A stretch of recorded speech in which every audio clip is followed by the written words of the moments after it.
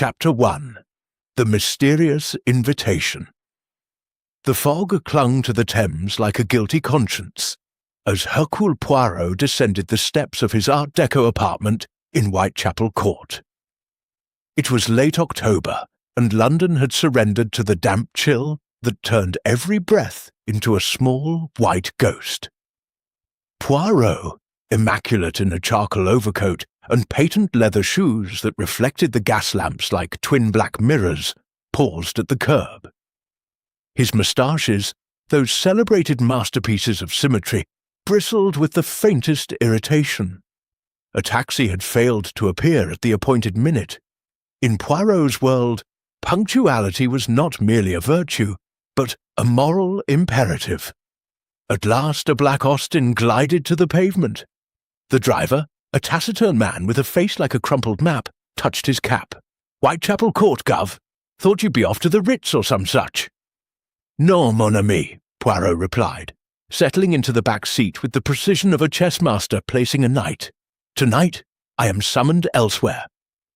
The envelope lay in his gloved hand, heavy cream stock sealed with crimson wax.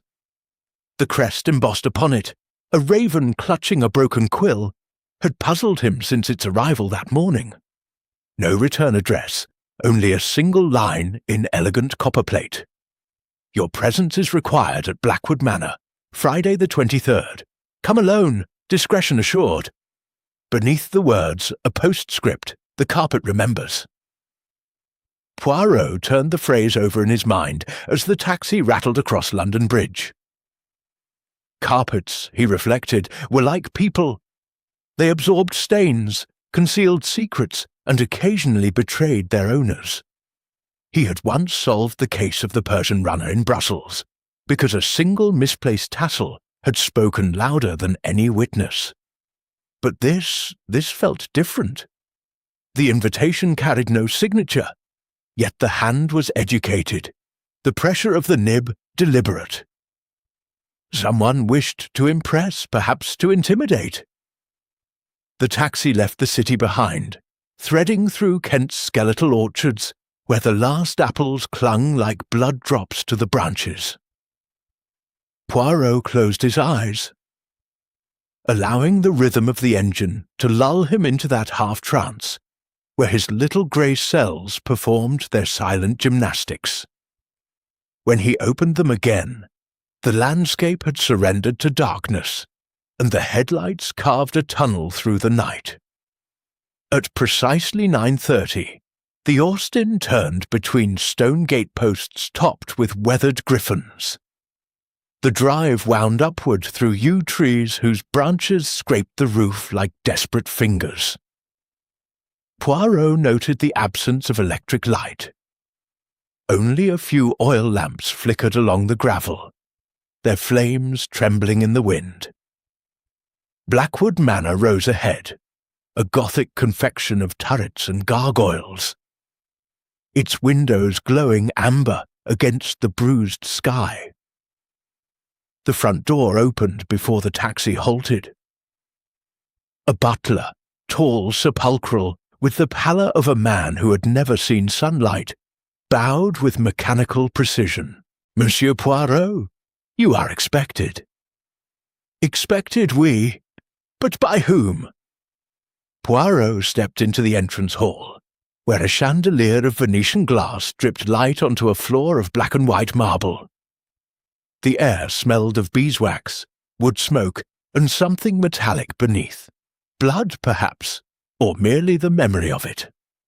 The butler relieved Poirot of his coat and hat. "Sir Reginald will receive you in the library. This way." They passed beneath a staircase where portraits scowled down in centuries of disapproval. Poirot's gaze lingered on a woman in emerald silk, her eyes following him with unsettling intensity.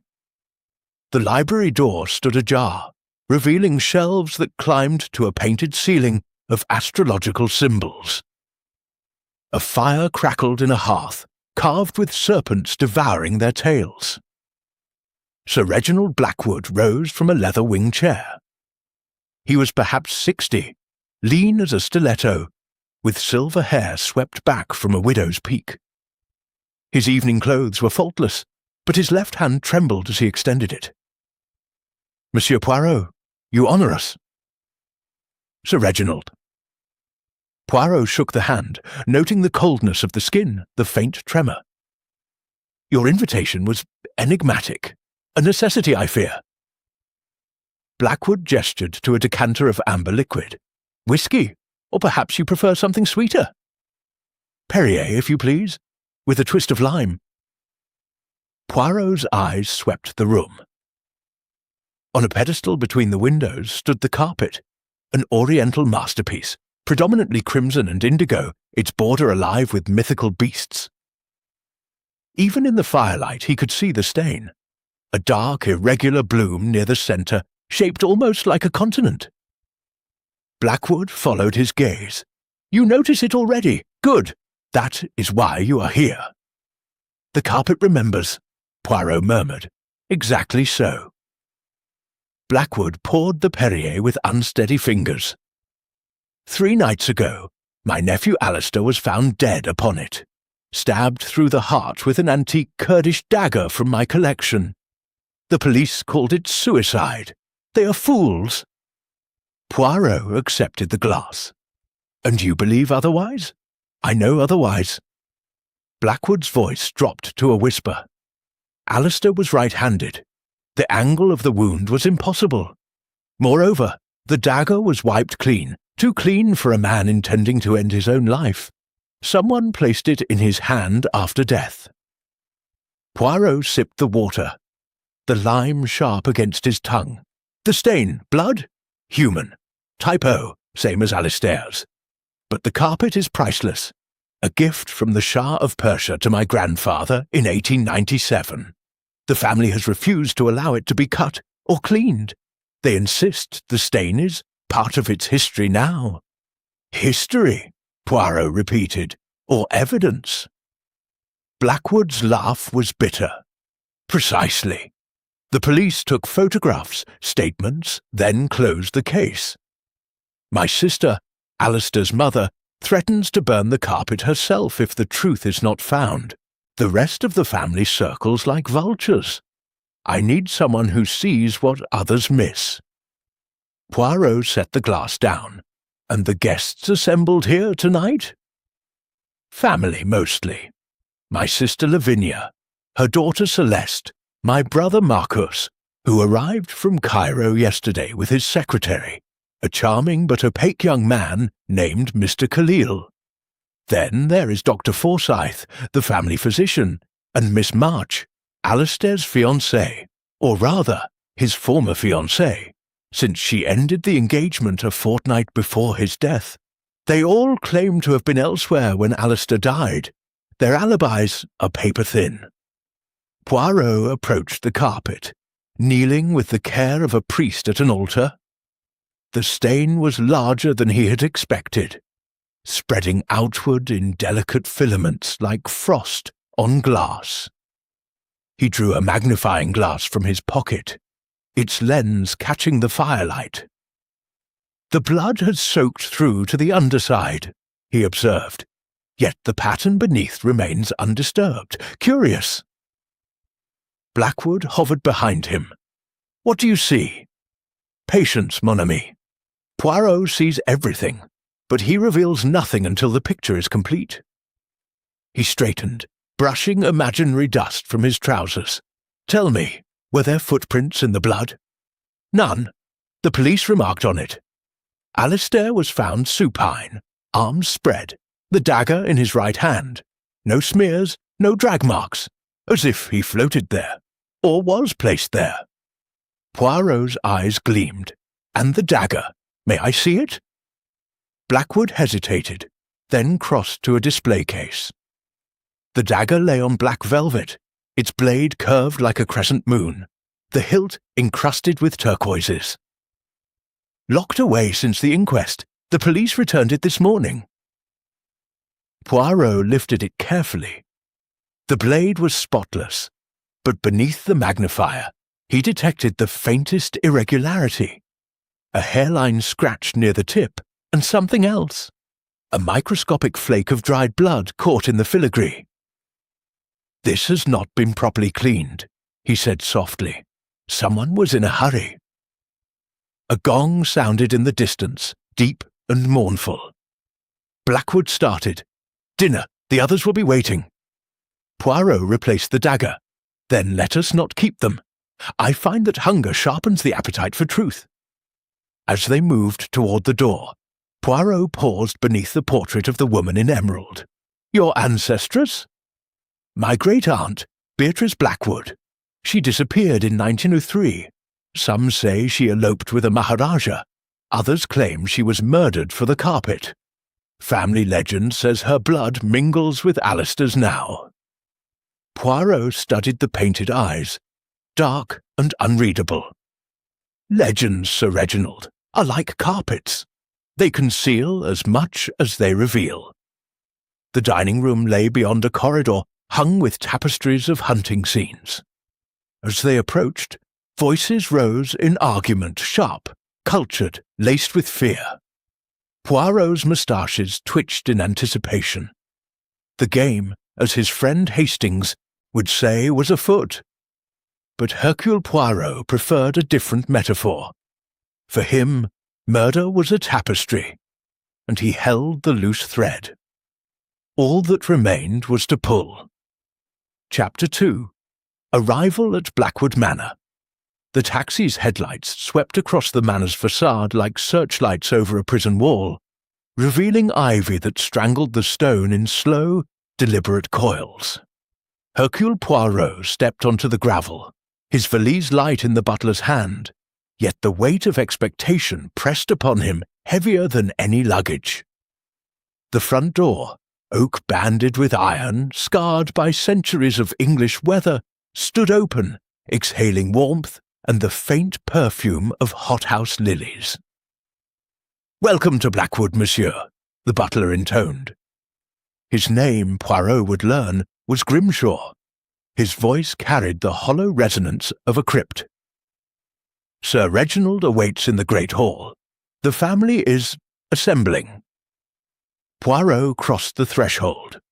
The entrance hall soared 2 stories, its hammer-beam roof lost in shadow. A fire roared in a hearth large enough to roast an ox, yet the air remained chill, as though the house itself resented the intrusion of heat. Suits of armour flanked the staircase, their visors lowered in eternal vigilance. Between them, a grandfather clock ticked with the solemnity of a judge pronouncing sentence. Grimshaw led him past a suit of Japanese samurai armour. 16th century, Poirot noted approvingly, the lacquer still glossy. And through a pair of doors carved with the same raven and quill crest that had sealed the mysterious invitation. The great hall unfolded like a stage set for tragedy. A vaulted chamber lit by a dozen candelabra, their flames trembling in draughts that found their way through unseen cracks. At the far end, a minstrel's gallery loomed, its balustrade carved into grotesque faces that seemed to watch. Sir Reginald stood beneath a chandelier of Waterford crystal, its prisms scattering light across his pale features. He was not alone. "Poirot, you are punctual to the minute," he said, relief flickering in his eyes. "Allow me to present the household." A semicircle of faces turned toward the detective, each illuminated by candlelight that carved shadows into cheekbones and hollows.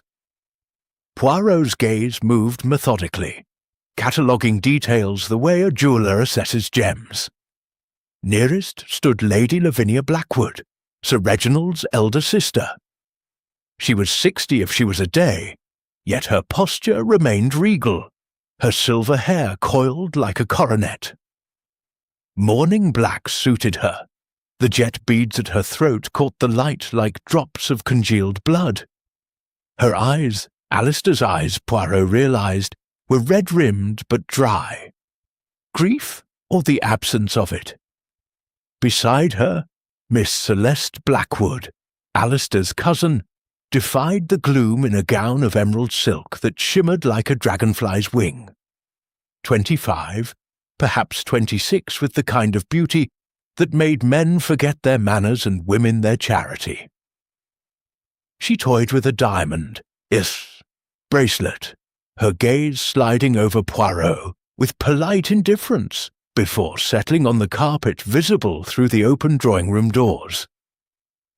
Marcus Blackwood, Sir Reginald's younger brother, lounged against a tapestry depicting Actaeon devoured by his own hounds. He had the dissolute air of a man who had spent too many nights in Cairo's less reputable establishments. His dinner jacket was rumpled, his tie askew. A scar, sabre-cut, bisected his left eyebrow. Beside him stood Mr. Khalil, his secretary, olive-skinned, immaculate with the watchful stillness of a cat. His eyes, Poirot noted, never left Marcus's glass. Dr. Forsyth, the family physician, was a study in contrasts. Tall, stooped, with the gentle hands of a man who had delivered babies and closed the eyes of the dying. His spectacles flashed as he nodded at Poirot, but his smile did not reach his eyes. Finally, Miss Eleanor March, Alistair's former fiancée. She stood apart, near the fireplace, a fragile figure in dove-grey chiffon. Her blonde hair was pinned severely, but a single curl had escaped, brushing her cheek like a question mark. Her hands trembled as she clutched a lace handkerchief spotted with, what, tears, or something darker? Monsieur Poirot, Lady Lavinia said, her voice cutting through the silence like a shard of ice. We are told you are the finest detective in Europe. I trust you are also discreet. Discretion, madame, is the lock upon the door of truth. Poirot bowed. I open it only when the key fits perfectly. Marcus snorted. Belgian bluster. Alistair's dead. The police have washed their hands and we're all suspects in a bad play. Let's dine and be done with it. Marcus! Lady Lavinia's tone could have frozen wine. Your nephew lies cold because of this family's sins, and you speak of dinner. Sins? Celeste's laugh tinkled like breaking glass. Aunt, you speak as though we're characters in one of your Gothic novels. Alistair was melancholy. He drank, he gambled. Perhaps he simply stabbed himself with his left hand. Sir Reginald's voice cracked like a whip. Enough! Monsieur Poirot is our guest. We will accord him courtesy. Poirot raised a hand. Courtesy is a luxury, Sir Reginald. Truth is a necessity. Before we dine, I would see the room where Monsieur Alistair died. A collective intake of breath. Miss March swayed. Dr. Forsyth moved to steady her, but she shrank from his touch. Now? Lady Lavinia asked. Now, Poirot confirmed. The scene of a crime is like a lover. It reveals most when freshly wounded. Sir Reginald gestured toward the drawing-room. The party moved as one, a reluctant procession. Poirot noted the dynamics. Celeste gliding ahead, Marcus lagging with Khalil, Miss March trailing like a ghost. The Oriental carpet dominated the room, its crimson expanse glowing under a chandelier that had been dimmed to half-light. The stain, Alistair's, Viu blood, spread across the central medallion like a dark sun. Poirot knelt, his knees protesting the cold marble beneath the carpet's padding. He produced his magnifying glass again, this time joined by a small torch. The beam revealed details the police photographs had missed. A faint scuff mark near the stain's edge, as though a shoe had pivoted. A single thread of emerald silk caught in the pile. Celeste's gown. And most intriguing, a depression in the carpet's underlay. Circular, no larger than a sixpence. Grimshaw, Poirot called. The butler materialized as if conjured. This depression, was it noted in the police report? I cannot say, sir. The constables were thorough, but not meticulous. Poirot's lips twitched. Thoroughness without meticulousness was like a soufflé without eggs. He stood, brushing his trousers. The body was found at what hour? midnight, Sir Reginald replied. I discovered him myself. I had retired early with a headache, but insomnia drove me down for a book. The door was ajar. Alistair lay thus. He indicated the stain's position. And the dagger? In his right hand, point toward his heart. The blade entered here. Sir Reginald touched his own chest just left of centre, and protruded 6 inches from his back. Poirot's mind sketched the geometry. A right-handed man, supine, would need to angle the blade awkwardly upward. Possible, but improbable. He turned to the room's occupants. Who was the last to see Alistair alive? Silence. Then Miss March whispered, I was. All eyes turned to her. She lifted her chin, the curl trembling against her cheek. We argued, in the conservatory, about money. He wanted to borrow against the estate. I refused. He was furious. He said, her voice broke, he said he would rather die than be beholden to me. What time was this? Poirot asked gently. 11 o'clock, perhaps a little after. I went to my room. I heard nothing until Sir Reginald's cry. Marcus drained his glass. Convenient. The grieving fiancée, alone in her room, while Alistair bleeds on a £1 million carpet. Marcus, please, Dr. Forsyth murmured. Poirot ignored the barb. And the rest of you? Alibis tumbled forth like marbles from a child's pocket. Lady Lavinia had been reading in her boudoir until midnight, then taken a sleeping draught.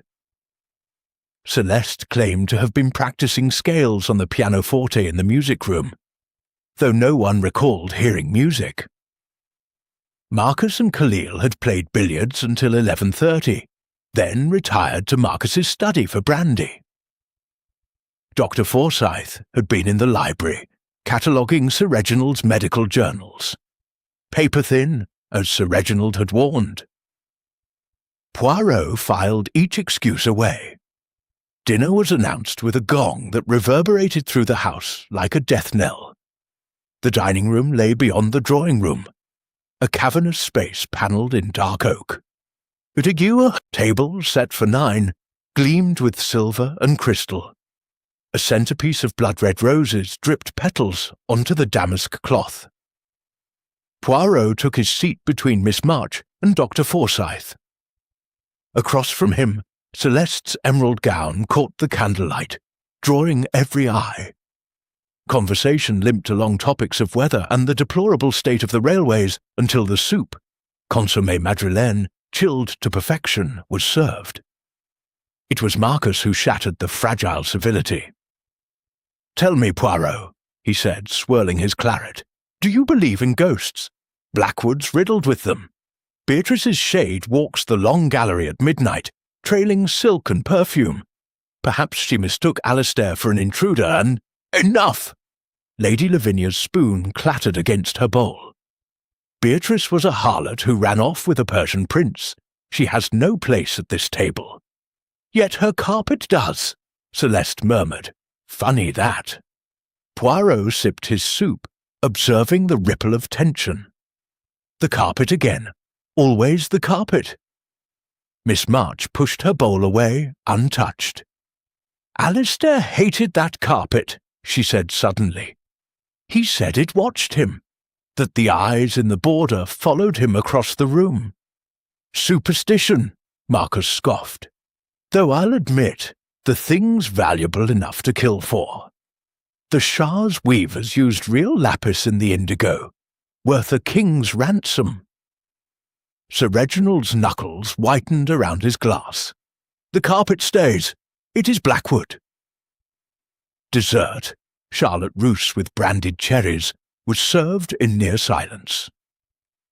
Poirot declined coffee, requesting instead a tour of the conservatory, where Miss March and Alistair had quarrelled. Sir Reginald acquiesced, though his reluctance was palpable. The conservatory adjoined the drawing-room through a glass door, veiled with ivy. Inside, the air was thick with the scent of orchids and damp earth. Moonlight filtered through the glass roof, silvering the leaves of a massive Kentia palm. In the centre stood a wrought-iron table, 2 chairs pushed back as though their occupants had risen in haste. "Here," Miss March said, her voice barely audible. "He stood there. I sat here. He slammed his fist on the table, so." She demonstrated, the metal ringing. "The glasses jumped. 1 shattered." Poirot examined the floor. Tiny shards of crystal glittered among the tiles like frost. He knelt, selecting a fragment with tweezers from his pocket. "Waterford, like the chandelier, and this," he held up a darker sliver, "is port. Alistair's drink of choice." Miss March nodded. "He was all ready or unsteady. I feared for him." Poirot's torch beam swept the floor. A faint scuff mark, similar to the one near the bloodstain, marred the tiles near the door to the drawing-room. "He left in anger. He stormed out, through there." She pointed to the connecting door. "I followed, but he was gone. I thought he'd gone to the library. He often read when upset." Poirot opened the door to the drawing-room. The carpet lay in shadow, the stain a black hole in the moonlight. He stepped onto the wool, testing its depth. The pile was thick, luxurious, perfect for absorbing sound. Or blood, a soft gasp behind him. Miss March clutched the doorframe. "I can't," she whispered. "Not again." Poirot turned. "Mademoiselle, courage! The dead do not bite. It is the living we must fear." As they returned to the great hall, Poirot's mind raced. The scuff marks, the emerald thread, the impossible angle of the wound, pieces of a puzzle that refused to align. And beneath it all, the carpet, silent witness to violence twice in a century. In the hall, the others waited like players between acts. Celeste examined her reflection in a gilded mirror. Marcus poured another drink. Khalil watched the stairs. Dr. Forsyth consulted his pocket watch with the air of a man counting minutes to an execution. Poirot addressed them collectively. "Mesdames et messieurs, I retire now, but tomorrow we begin in earnest. I will speak with each of you, alone, and I will examine this house from attic to wine cellar. Somewhere the truth hides. Poirot will find it." Lady Lavinia's chin lifted. "And if the truth destroys us?" Poirot's smile was small, sharp. "Then, madame, it is a truth that should have been faced long ago." Grimshaw appeared to show Poirot to his room. A chamber on the 2nd floor, its windows overlooking the yew maze. The bed was a 4-poster carved with ravens, the counterpane heavy brocade. A fire burned low in the grate. Alone at last, Poirot removed his patent shoes, aligning them precisely. He opened his valise, extracting a small leather notebook. On the first page, he wrote in his neat slanted hand, "Observations, Blackwood Manor, night 1 stain, human blood, typo, spreads 14 inches diameter. Depression in carpet, 6 mm, circular, coin, button. Scuff marks, drawing room plus conservatory, same shoe, emerald thread, matches Miss Celeste's gown. Dagger scratch plus blood flake, cleaned hastily. Alibis, inconsistent rule, music, billiards, reading, carpet, central to motive, value, curse." He underlined the final word twice, then closed the book. From the corridor came the soft creak of floorboards, someone passing or pausing. Poirot's hand moved to the dagger he had borrowed from the display case, now wrapped in silk in his pocket. Outside, an owl hooted. The fire settled with a sigh. Somewhere in the house, a door closed with the finality of a coffin lid. Poirot extinguished the lamp. In the darkness, the raven crest on the wax seal seemed to watch him still. Tomorrow, the hunt would begin in earnest. Chapter 3. The Evening Soirée. The dining-room gong had barely ceased its bronze reverberation when the house seemed to inhale, drawing every soul toward the long table as if by magnetic force. Hercule Poirot lingered in the doorway of the great hall, one gloved hand resting on the carved newel post, the other cradling the silk-wrapped Kurdish dagger he had quietly removed from the display case. He had not asked permission. Permission, he reflected, was a luxury murderers rarely granted. Grimshaw appeared at his elbow like a well-trained spectre. "This way, monsieur. Sir Reginald has requested you sit at his right." "An honour," Poirot murmured, though honours in murder houses were usually poisoned chalices. The dining room blazed with light. 3 chandeliers, each holding 40 candles, hung above a table that could have seated a regiment. Silver epergnes overflowed with hothouse fruits. Crystal decanters caught the flames and flung them back in ruby shards.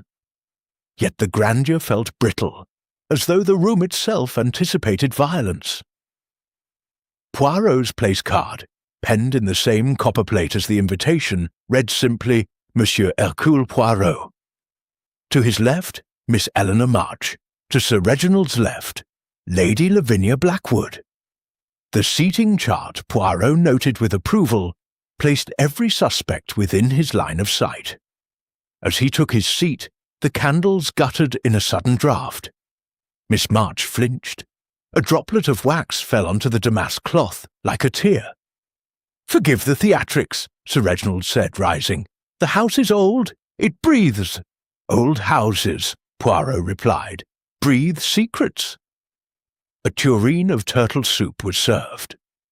The aroma, rich, maritime, faintly medicinal, filled the air. Poirot declined. Turtle reminded him unpleasantly of a case in Marseille involving a drowned chef. Instead, he watched. Lady Lavinia spooned her soup with mechanical precision, but her eyes remained fixed on the empty chair at the table's foot, Alistair's place. A black ribbon had been tied around its back like a mourning band. Marcus Blackwood, 3 seats down, had already emptied his wine-glass. Khalil refilled it without being asked, his movements fluid, economical. Celeste toyed with a pearl earring, her gaze flicking between Poirot and the doorway as though expecting someone else to arrive. Dr. Forsyth ate steadily, but Poirot noticed his left hand, beneath the table, resting on Miss March's wrist. Comfort or restraint? The soup was cleared. Roast pheasant followed, its skin lacquered gold, accompanied by truffled potatoes and baby carrots glazed in honey. Conversation remained desultory until Marcus, emboldened by claret, leaned forward. "Tell me, Poirot," he said, carving the bird with unnecessary violence, "do you believe a carpet can be cursed?" Lady Lavinia's fork clattered. "Marcus!" "No, aunt. Let the little man answer." The Shah's weavers were Zoroastrian, fire worshippers. They say the border pattern is a binding spell. Anyone who spills innocent blood on it invites the wrath of Ahura Mazda. He speared a piece of pheasant. "Alistair spilled his own. Perhaps the gods collected." Celeste laughed, a sound like ice cracking. "You've been listening to Cairo fortune-tellers again. Next you'll claim the carpet drinks blood. Does it not?" Marcus gestured with his knife. "Look at the stain. 3 days, and it's darker, not lighter, as if it feeds." Poirot sipped his Perrier.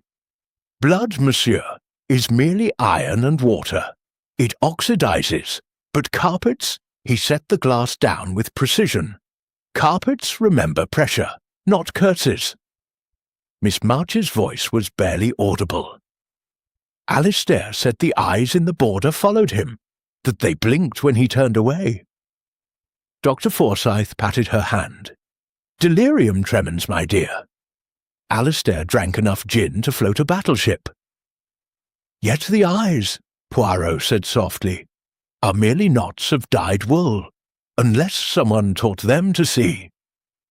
A silence fell, broken only by the crackle of the fire. Grimshaw circulated with a decanter of Sauterne. Poirot covered his glass. Sweetness dulled the palate, and tonight he needed every sense sharp. The pheasant was removed. A sorbet of blood oranges arrived, its colour an uncomfortable echo of the carpet stain. Celeste pushed hers away untouched. Sir Reginald cleared his throat. "After dinner, we adjourned to the music room. Celeste will play. It was Alistair's favourite room." "Was it?" Celeste's tone was sharp. "He hated my playing, said I murdered Chopin worse than any dagger could." Lady Lavinia's lips thinned. "You will play, child, for your cousin's memory." The sorbet melted into crimson pools. Cheese followed, Stilton, brie, a sharp cheddar, served with oatcakes and quince paste. Poirot accepted a sliver of cheddar, noting that Marcus had switched to port, his third glass. As coffee was poured, Sir Reginald rose again. "A toast to Alistair. May the truth find him, wherever he is." Glasses lifted. Miss March's hand shook so violently that coffee sloshed onto her saucer. Dr. Forsyth took the cup from her fingers. "To truth," Poirot echoed, but his eyes were on the doorway. Grimshaw had vanished moments earlier. Now he reappeared, his face grey. "Sir Reginald," he said, voice cracking. "The drawing-room door. It's locked from the inside." A collective gasp. Marcus laughed, but it emerged strangled. Someone's idea of a joke. Sir Reginald was already moving. "The key. It's kept in the butler's pantry." Poirot stood. "No, we go together now." They moved as one, a bizarre procession. Sir Reginald leading, Poirot at his side, the others trailing like reluctant pilgrims. The drawing-room door, solid oak carved with the ubiquitous raven, stood closed. Sir Reginald rattled the handle. "Locked! Grimshaw! The key!" The butler produced it from his pocket, hands trembling. The lock turned with a click that sounded unnaturally loud. The door swung inward. The room was dark, the chandelier unlit. Moonlight filtered through the windows, silvering the Oriental carpet. The bloodstain gleamed wetly, as though freshly spilled. But that was not what stopped their breath. In the centre of the stain stood a single red rose, its petals dewed with crimson droplets. Beside it lay the Kurdish dagger, unwrapped, its blade dark with fresh blood. Miss March screamed. Lady Lavinia clutched the doorframe. Marcus swore in Arabic. Poirot stepped forward, his shoes silent on the wool. He knelt, examining the rose without touching it. The droplets were blood, warm, still tacky.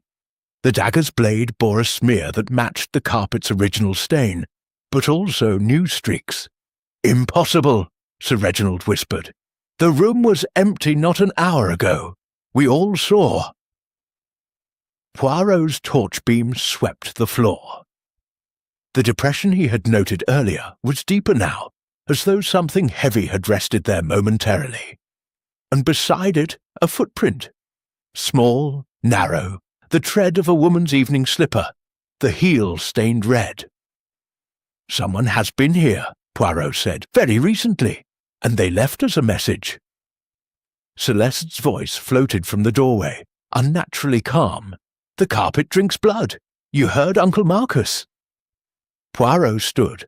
"Non, mademoiselle. Carpets do not drink, but murderers—" He picked up the rose by its stem, careful not to disturb the blood. "Murderers leave bouquets." He turned to the group. "Who among you wears scarlet slippers?" Miss March lifted her skirt a fraction. Her slippers were silver. Celeste's were emerald green. Lady Lavinia wore black velvet. Dr. Forsyth cleared his throat. "No one, monsieur. We are all in dinner shoes." Poirot's eyes narrowed. "Then our visitor is either a ghost or someone who changed their shoes after leaving this room." Sir Reginald found his voice. "The rose! It's from the conservatory. I cut them myself this morning." Poirot nodded. "And the blood?" Dr. Forsyth stepped forward, producing a small vial and cotton swab from his pocket. He dabbed the dagger's blade, then the rose petals. "Human," he said after a moment. "Type O, same as Alistair's." Marcus laughed again, hysteria edging his voice. "The carpet's hungry. It wants more." "Silence!" Lady Lavinia's command cracked like a whip. "Grimshaw, lock this door. No one enters until morning." Poirot raised a hand. "Non. The room must be guarded, oui, but not locked. Our murderer enjoys theatrics. Let us not deny them an audience." He turned to the group. "Mesdames et messieurs, the soirée continues. But now, the music room will serve a different purpose. I will question each of you, separately. The rose and the dagger have spoken. It is time you did the same." As they filed out, Poirot lingered, his torch beam lingering on the footprint. Size 5, perhaps 6, delicate arch. The tread pattern was distinctive, tiny fleur-de-lis. He slipped the rose into a silk handkerchief, then wrapped the dagger anew. In his pocket, they felt warm, almost alive. In the music room, a Bechstein Grand, piano dominated the space, its lid propped open like a hungry mouth. Sheet music lay scattered. Chopin's Nocturne in C-sharp minor, heavily annotated in Alistair's hand. Poirot took the piano bench, gesturing for the others to sit. "We begin with Mademoiselle Celeste. The emerald thread on the carpet, was it yours?" Celeste's chin lifted. "I danced in the drawing-room after dinner, alone. Alistair's ghost wasn't using it." "Danced?" Poirot's eyebrows rose. "At what hour?" 11:15, perhaps 11:30. I needed air. The conservatory was stifling." "And you saw no one? No one living?" Poirot's gaze sharpened. "Explain." Celeste hesitated. "The chandelier was off, moonlight only. I thought I saw movement near the carpet, a shadow taller than Alistair. It vanished when I turned." Marcus snorted. "Brandy fumes, my dear." "Or guilt," Lady Lavinia said coldly. Poirot raised a hand. "Next, Miss March. You quarrelled with Alistair in the conservatory. What exactly was said?" Miss March's voice trembled. "He needed money, £20,000. Said he'd sell the carpet if he had to. I told him it would kill his mother, Lady Lavinia. He laughed, said some things were already dead. Such as his soul, our engagement, everything." Tears spilled. Then he stormed out. I followed, but he'd locked himself in the drawing-room. I heard music, Chopin, the Nocturne, then silence. Poirot's mind raced. The piano was here in the music room. Yet Miss March claimed to have heard it from the drawing-room. He turned to Dr. Forsyth. "You were in the library until when?" "Midnight. I heard the music stop, then Sir Reginald's cry." "And you, Monsieur Marcus?" "Billiards with Hercule until 11:30. Then brandy in my study. Hercule can confirm." Hercule nodded. "He was indisposed by midnight. I helped him to bed." Poirot's eyes gleamed. "And Lady Lavinia. Reading in my boudoir. I took laudanum at 11:45, slept until the commotion. Paper thin, all of it. But the rose, the blood, the footprint, those were solid." Poirot stood. "Enough for tonight. Tomorrow we examine shoes, alibis, and the conservatory roses. Grimshaw will guard the drawing-room. No one enters alone." As the group dispersed, Poirot lingered by the piano. He lifted the full board, pressing middle C. The note rang out, pure and chilling. Somewhere in the house, an answering note sounded, faint, mocking. Another piano? Or imagination? Poirot closed the lid. The game had escalated. The murderer was not content to hide. They were performing. And Hercule Poirot had always appreciated a good performance, provided he wrote the final act. In his room later, he added to his notebook, observations, evening soirée rose, fresh conservatory origin, blood warm, dagger, rebled, staged with rose, footprint, woman's slipper, size 5 to 6, fleur-de-lis, tread, music, heard in drawing room, but piano here, second instrument, motive, carpet sale threatened, inheritance, curse, theatrical device to frighten heirs. He underlined theatrical 3 times. Outside, the wind rose, rattling the windows like impatient fingers. Somewhere below, a door slammed. Poirot extinguished his lamp. In the darkness, the Raven Crest seemed to pulse. The soirée was over. The hunt had truly begun. Chapter 4. The Stain of Suspicion. Hercule Poirot woke before the maid's knock, his internal chronometer more reliable than any alarm. The fire had burned to embers. A grey light, thin as watered milk, seeped through the curtains. He lay motionless for exactly 90 seconds, allowing the night's fragments to settle into order. The rose, the fresh blood, the fleur-de-lis footprint, the phantom Chopin. Then he rose, performed his ablutions with military precision, and dressed in a charcoal 3-piece suit whose waistcoat buttons gleamed like tiny accusations. At 7:30 sharp, he descended the main staircase. Blackwood Manor felt different in daylight, less Gothic, more mausoleum. Dust motes drifted through shafts of pallid sun. The portraits seemed to sag with exhaustion. Grimshaw awaited in the entrance hall, a silver salver balanced on his palm. "Breakfast is served in the morning room, monsieur. Sir Reginald requests your presence at 8. Poirot lifted the salver's dome. A single white card lay beneath. Drawing room unsealed. Come alone. No signature, but the copper plate was unmistakable. "Curious," Poirot murmured. "Tell Sir Reginald I shall join him presently." He crossed to the drawing room. The door stood ajar, a wedge of stronger light spilling onto usher-pink carpet. Inside, the Oriental rug lay exactly as they had left it, save for one detail. The bloodstain had grown. Overnight, it had spread another 3 inches toward the hearth, its edges feathering into the indigo border like ink in water. Poirot knelt, torch in hand.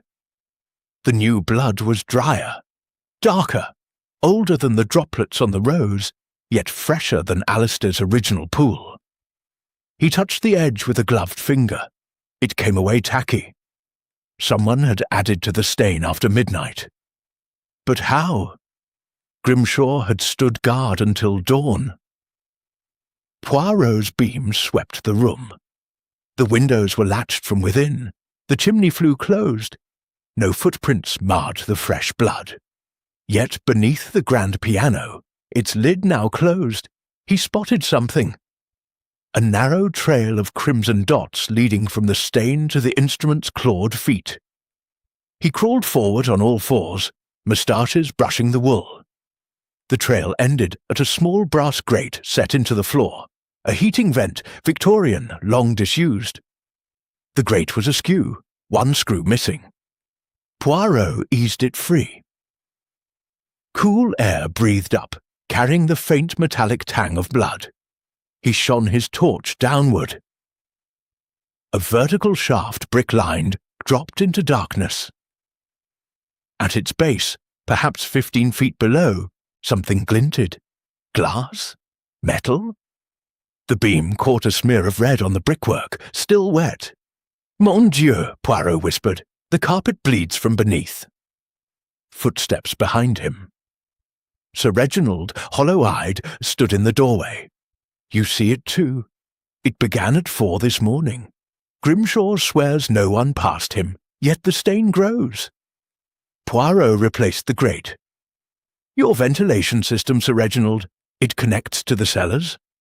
"Indeed, a warren of tunnels."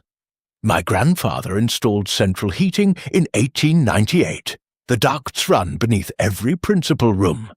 But the grates were sealed decades ago. Sealed, oui, but not all, it seems. Poirot stood, brushing his knees. We must descend, but first, breakfast. A detective thinks better on a full stomach. The morning room overlooked the rose garden, its French windows fogged with condensation. The table was set for 8. Only 6 places showed signs of use. A sideboard groaned beneath chafing dishes. Kedgeree, devilled kidneys, eggs en cocotte, kippers, a towering stack of toast. Poirot helped himself to a single poached egg and black coffee. Lady Lavinia presided, her mourning veil replaced by a severe black turban. Celeste buttered toast with theatrical languor. Marcus nursed a glass of what smelled suspiciously like hair of the dog. Khalil stood behind his chair, pouring coffee with the devotion of a Vestal Virgin. Dr. Forsyth read a medical journal, spectacles perched on his nose. Miss March was absent. "Where is Mademoiselle March?" Poirot inquired. "Indisposed," Lady Lavinia said tightly. "The events of last night. She is prostrate." "Prostrate," Poirot repeated, "or hiding." Marcus snorted. "Hiding from you, little man? She's terrified of the carpet. Always was. Alistair used to tease her, said it would swallow her whole if she stepped on the stain." Celeste's knife scraped porcelain. Alistair teased everyone. It was his only talent. Sir Reginald entered, grim-faced.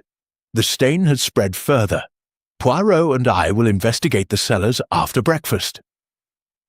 A collective shiver rippled the table. Dr. Forsyth closed his journal. "I'll accompany you. The ducts are narrow. Someone my size could become stuck.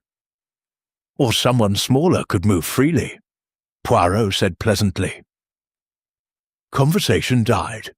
The kedgeree cooled untouched. At 8:45, Poirot, Sir Reginald and Dr. Forsyth descended the service stairs. The cellars were a labyrinth of brick arches and cobwebs, lit by bare bulbs that swung like hanged men. The air was cold, damp, smelling of coal dust and centuries of spilled wine.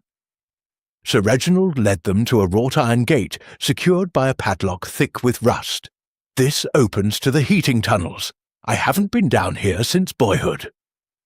Dr. Forsyth produced a key from his waistcoat. "I keep it for emergencies. Heart attacks mostly. Patients locked in wine cellars after overindulging."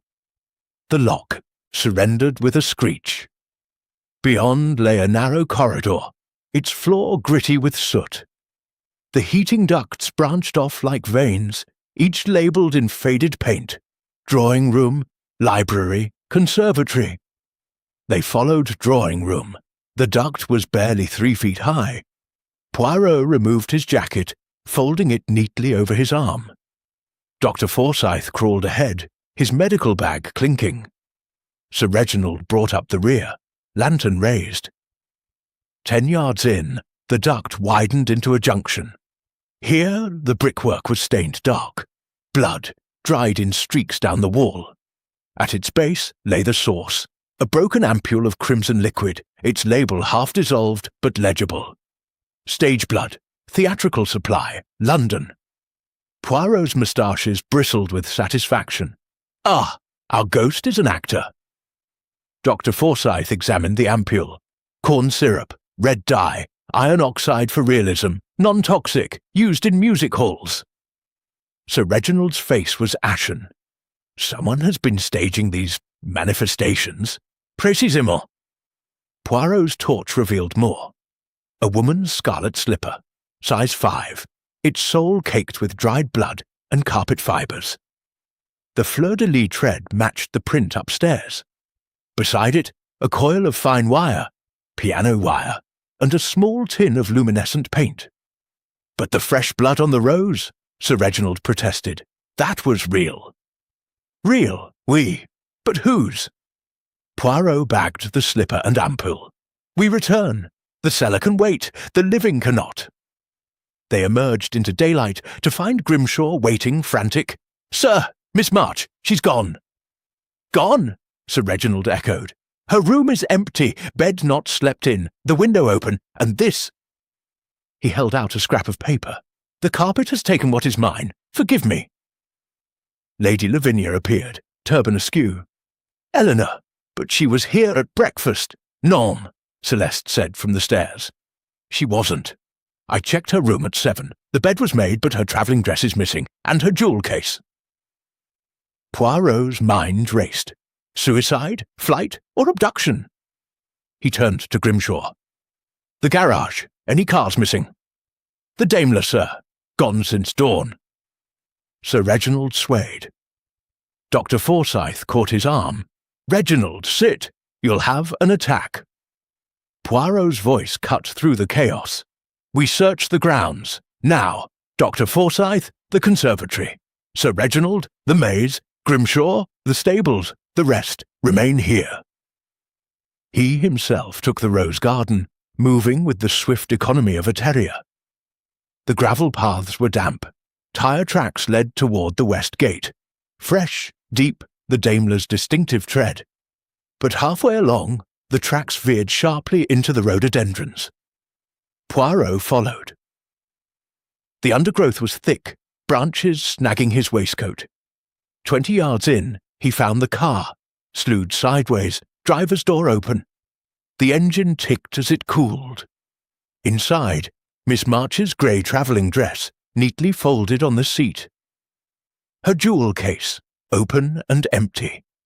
And on the windscreen, written in blood-red lipstick, "The carpet remembers," but no Miss March. Poirot's torch swept the ground. Footprints, small, bare, led deeper into the woods. They ended at a stone fountain, its basin filled with dead leaves. In the centre, half submerged, lay the mate to the scarlet slipper. Its ribbon was torn, the sole bore a fresh cut, as though from glass.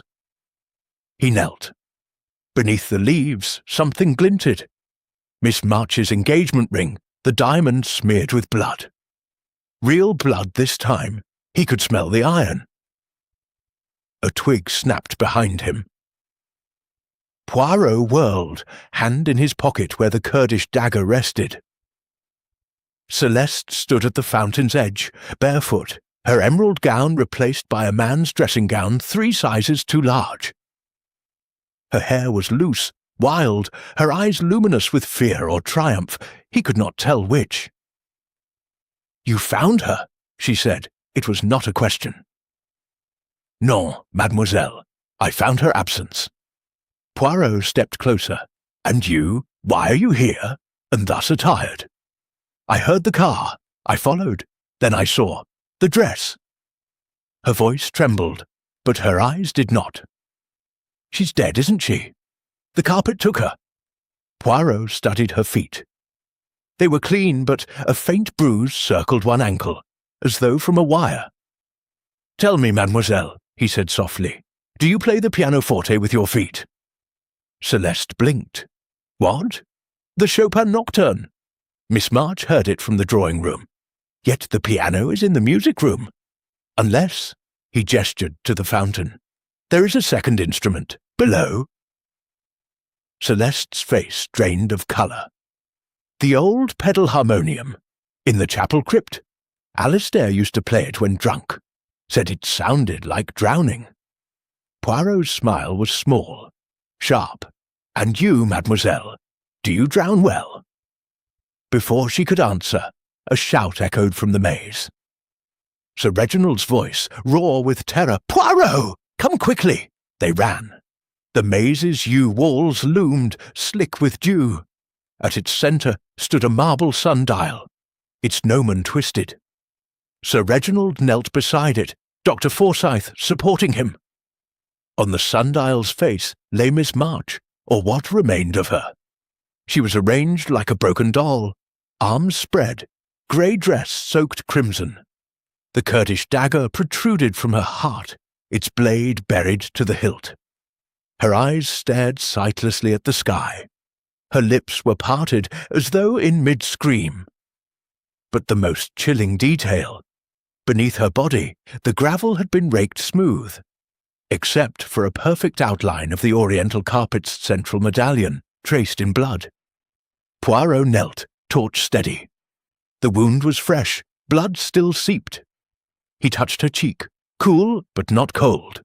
Death within the hour. Dr. Forsyth's voice shook. "She's been posed. The dagger, it's the same one." "No," Poirot said. "Look." He indicated the hilt. A hairline crack ran through the turquoise inlay, different from the dagger in his pocket. "Replica. Our murderer is thorough." Sir Reginald wept openly. "First Alistair, now Eleanor. Who hates us so?" Poirot stood, eyes sweeping the maze. High above, a rook cawed once and wheeled away. "Not hate, mon ami," he said quietly. "Theatre, and the final act approaches." He turned to Celeste, who had gone deathly pale. "Mademoiselle, your dressing-gown. Whose is it?" "Alistair's," she whispered. "I borrowed it. Mine was torn." "Torn by what? The rhododendrons or the wire around your ankle?" Celeste's hand flew to the bruise. I fell." Poirot's smile did not reach his eyes.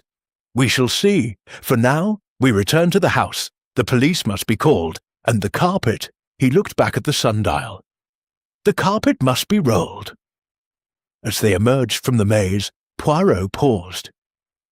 In the distance, the manor's windows glinted like watchful eyes. Somewhere inside, the real carpet waited, stained, silent, and very much alive with secrets.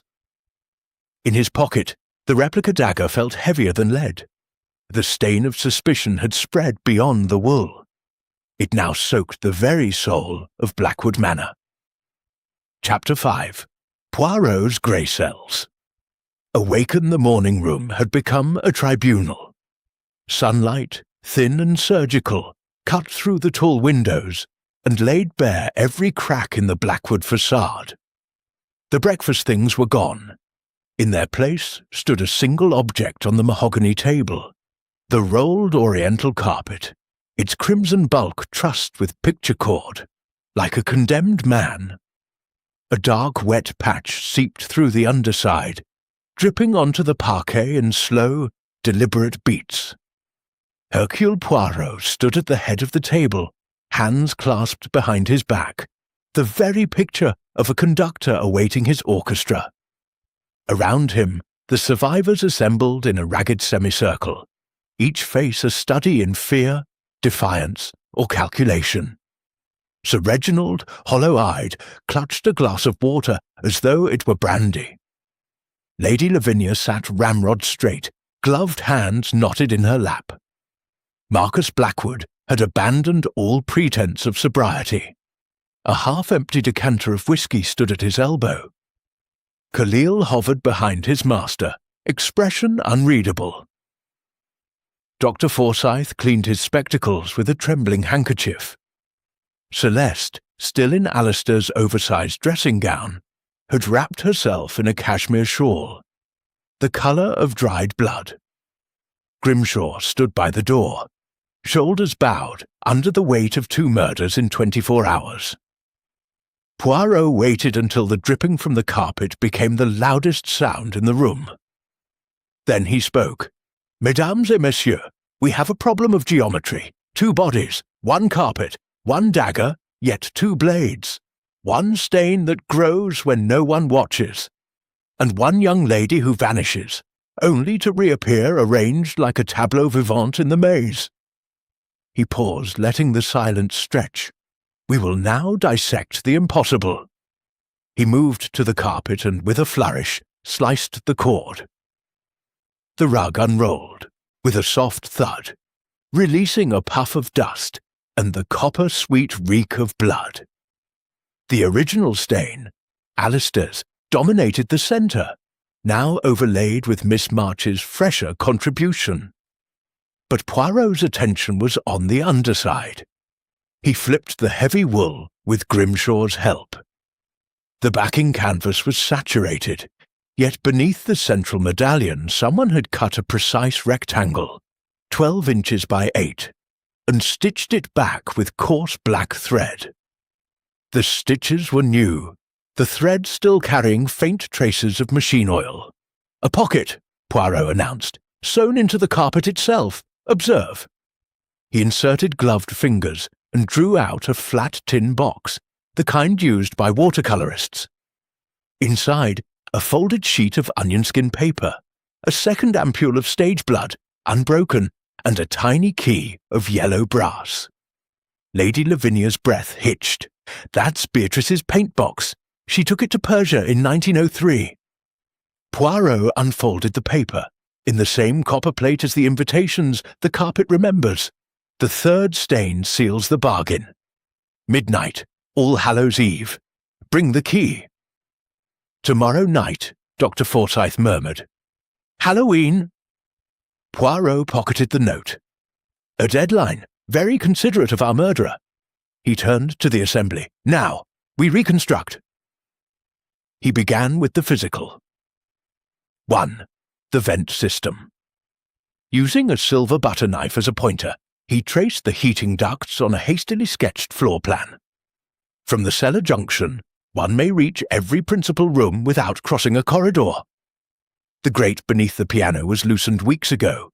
Note the rust pattern. Someone small, Celeste's size perhaps, could crawl 30 yards in under 2 minutes. Celeste's chin lifted. "I weigh 8 stone. I'd suffocate." "No, you would wriggle, like a serpent in Eden." Poirot's smile was gentle, lethal. 2. The dagger duplicates. He laid both weapons side by side. The original turquoise inlay intact, hairline scratch near the tip. The replica, identical at a glance, but the crack in the inlay was wider, the steel slightly lighter. "A theatrical props maker in Shaftesbury Avenue," Poirot said. "I telephoned at dawn. They supplied 2 such daggers to a Miss C. Blackwood 3 weeks ago. Paid in cash." Celeste paled.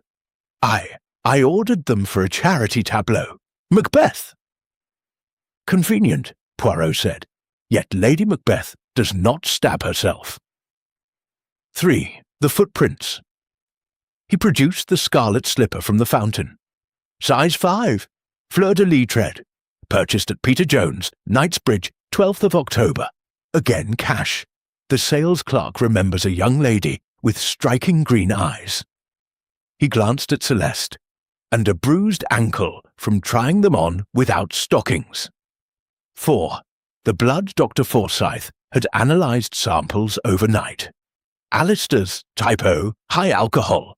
Miss March's, type O, traces of laudanum. The rose petals, type AB, pig's blood mixed with corn syrup. The growing. Stain, human type O, but diluted with glycerin. Someone is conserving supply. 5. The harmonium Poirot produced a length of piano wire, its end frayed. Strung between the pedal harmonium in the crypt and a hook beneath the drawing-room piano. A sharp tug from below produces a single sustained note, enough to convince Miss March she heard Chopin from the wrong room. Marcus laughed, a cracked sound. "A music hall trick. Who's the impresario, then?" Poirot's eyes swept the room. "That is what we discover now." He began the interrogations in the library, one by one, with the door locked and Grimshaw stationed outside. "Lady Lavinia, Alistair was my son in all but name. I would have burned the carpet to save him. Someone else wanted it preserved, at any cost." Marcus Blackwood, "I owe $40,000 at White's. The carpet's worth 10 times that, but I'm not crawling through rat tunnels for it." Khalil, "I serve Mr. Marcus. I do not kill for him, but I know the cellars. I played there as a child. My father was steward before Grimshaw." Dr. Forsyth, "Miss March was sedated at 11 p.m. laudanum, prescribed. She could not have driven the Daimler. Someone carried her." Celeste last. She entered trembling, the bruise on her ankle now livid purple. Poirot offered her a chair. "Mademoiselle, you are an artist. You paint, you dance, you play. Badly, but with passion. You ordered duplicate daggers. You bought scarlet slippers. You left an emerald thread on the carpet. And you wrote the invitations. Your copperplate is unmistakable. Celeste's eyes filled. I wanted to frighten them. Uncle Reginald was selling the carpet to pay Marcus's debts. It's all we have left of Beatrice, of our history. I thought if I made it seem cursed, the buyers would withdraw. And the murders? Her voice broke. I didn't kill anyone. I staged the blood, the rose, the harmonium note. But Alistair was already dead when I crawled through the vent at midnight. I found him, posed, dagger in his chest. I panicked. I added the stage blood to make it look like a haunting. Then Eleanor, she sobbed. I found her in the maze at dawn, already arranged. I ran. Poirot studied her for a long moment. You are lying about one thing. The key in the carpet. Where does it fit? Celeste hesitated. The crypt. There's an iron door behind the harmonium. Beatrice's diary said it held the proof of the bargain. I've never opened it. Poirot dismissed her with a nod. But as she reached the door, he added softly, Mademoiselle, one more thing. Your dressing gown, Alistair's, yet it smells of turpentine. You have been painting in the attic? Celeste froze. I couldn't sleep. Take me there, now. The attic was a cavern of shadows and cobwebs, lit by a single dormer. An easel stood in the centre, a half-finished canvas propped upon it. The Oriental carpet, rendered in oils, the bloodstain, glowing like a wound.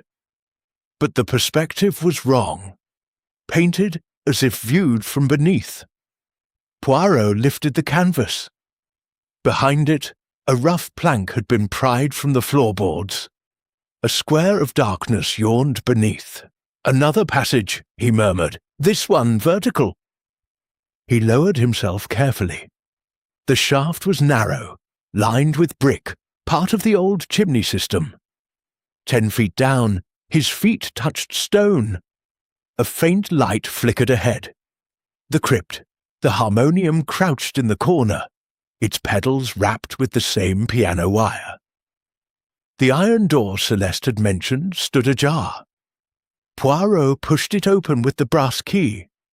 Inside, a small chamber, velvet-lined, smelling of incense and decay. On a marble plinth lay a leather-bound journal, Beatrice Blackwood's diary, 1903. Beside it, a yellowed photograph, Beatrice in Persian robes, standing beside a carpet identical to the one upstairs, save for one detail. In the photograph, the central medallion was pristine, no stain. Poirot opened the diary to the final entry. 15th of October, 1903. The bargain is sealed. The Shah demands a life for the carpet's safe passage. I have given him my blood, willingly. The stain will appear when the debt is called. My descendants will pay, or the carpet will drink until the pattern is lost. The key opens the truth. Burn this, or guard it. B. Poirot closed the book. Superstition, or elaborate fraud? A soft scrape behind him. He turned. Khalil stood in the doorway, a revolver steady in his hand. You should not have come down here, Monsieur Poirot. Poirot's eyebrows rose. And you, mon ami, should not point guns at detectives. It is très impolite. Khalil's smile was thin. The carpet is worth a fortune in Cairo. Marcus promised me a third. But the others, Reginald, Lavinia, they cling to ghosts. Alistair wanted to sell. I silenced him. Eleanor knew too much. Celeste, he shrugged. I was useful. Her theatrics distracted you. Poirot's hand moved slowly to his pocket. And the growing stain? Pig's blood from the kitchen, pumped through a rubber tube. The vent grate was my idea. Celeste thought it was hers. Khalil gestured with the gun. Step back. The diary burns. The carpet is rolled and shipped tonight. By morning, Blackwood will be ashes. Poirot obeyed, but his eyes never left Khalil's. You forget one thing. The third stain. All Hallows' Eve. Whose blood seals the bargain now? Khalil's finger tightened on the trigger.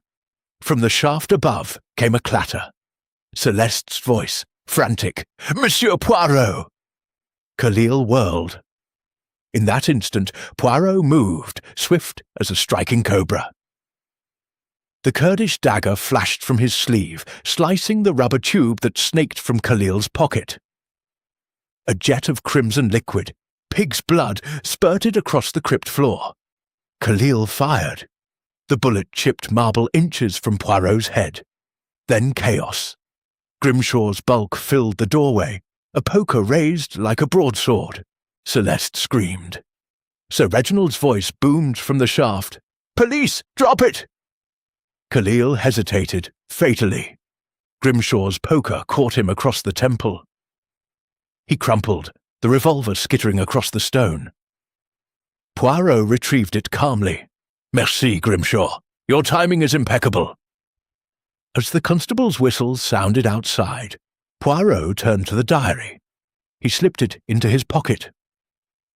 Some truths, he reflected, were better left buried. Upstairs, the carpet lay rolled and silent. The stain had ceased its creeping. But in the crypt, the marble plinth bore a fresh mark, a single drop of real blood, where Khalil's temple had struck.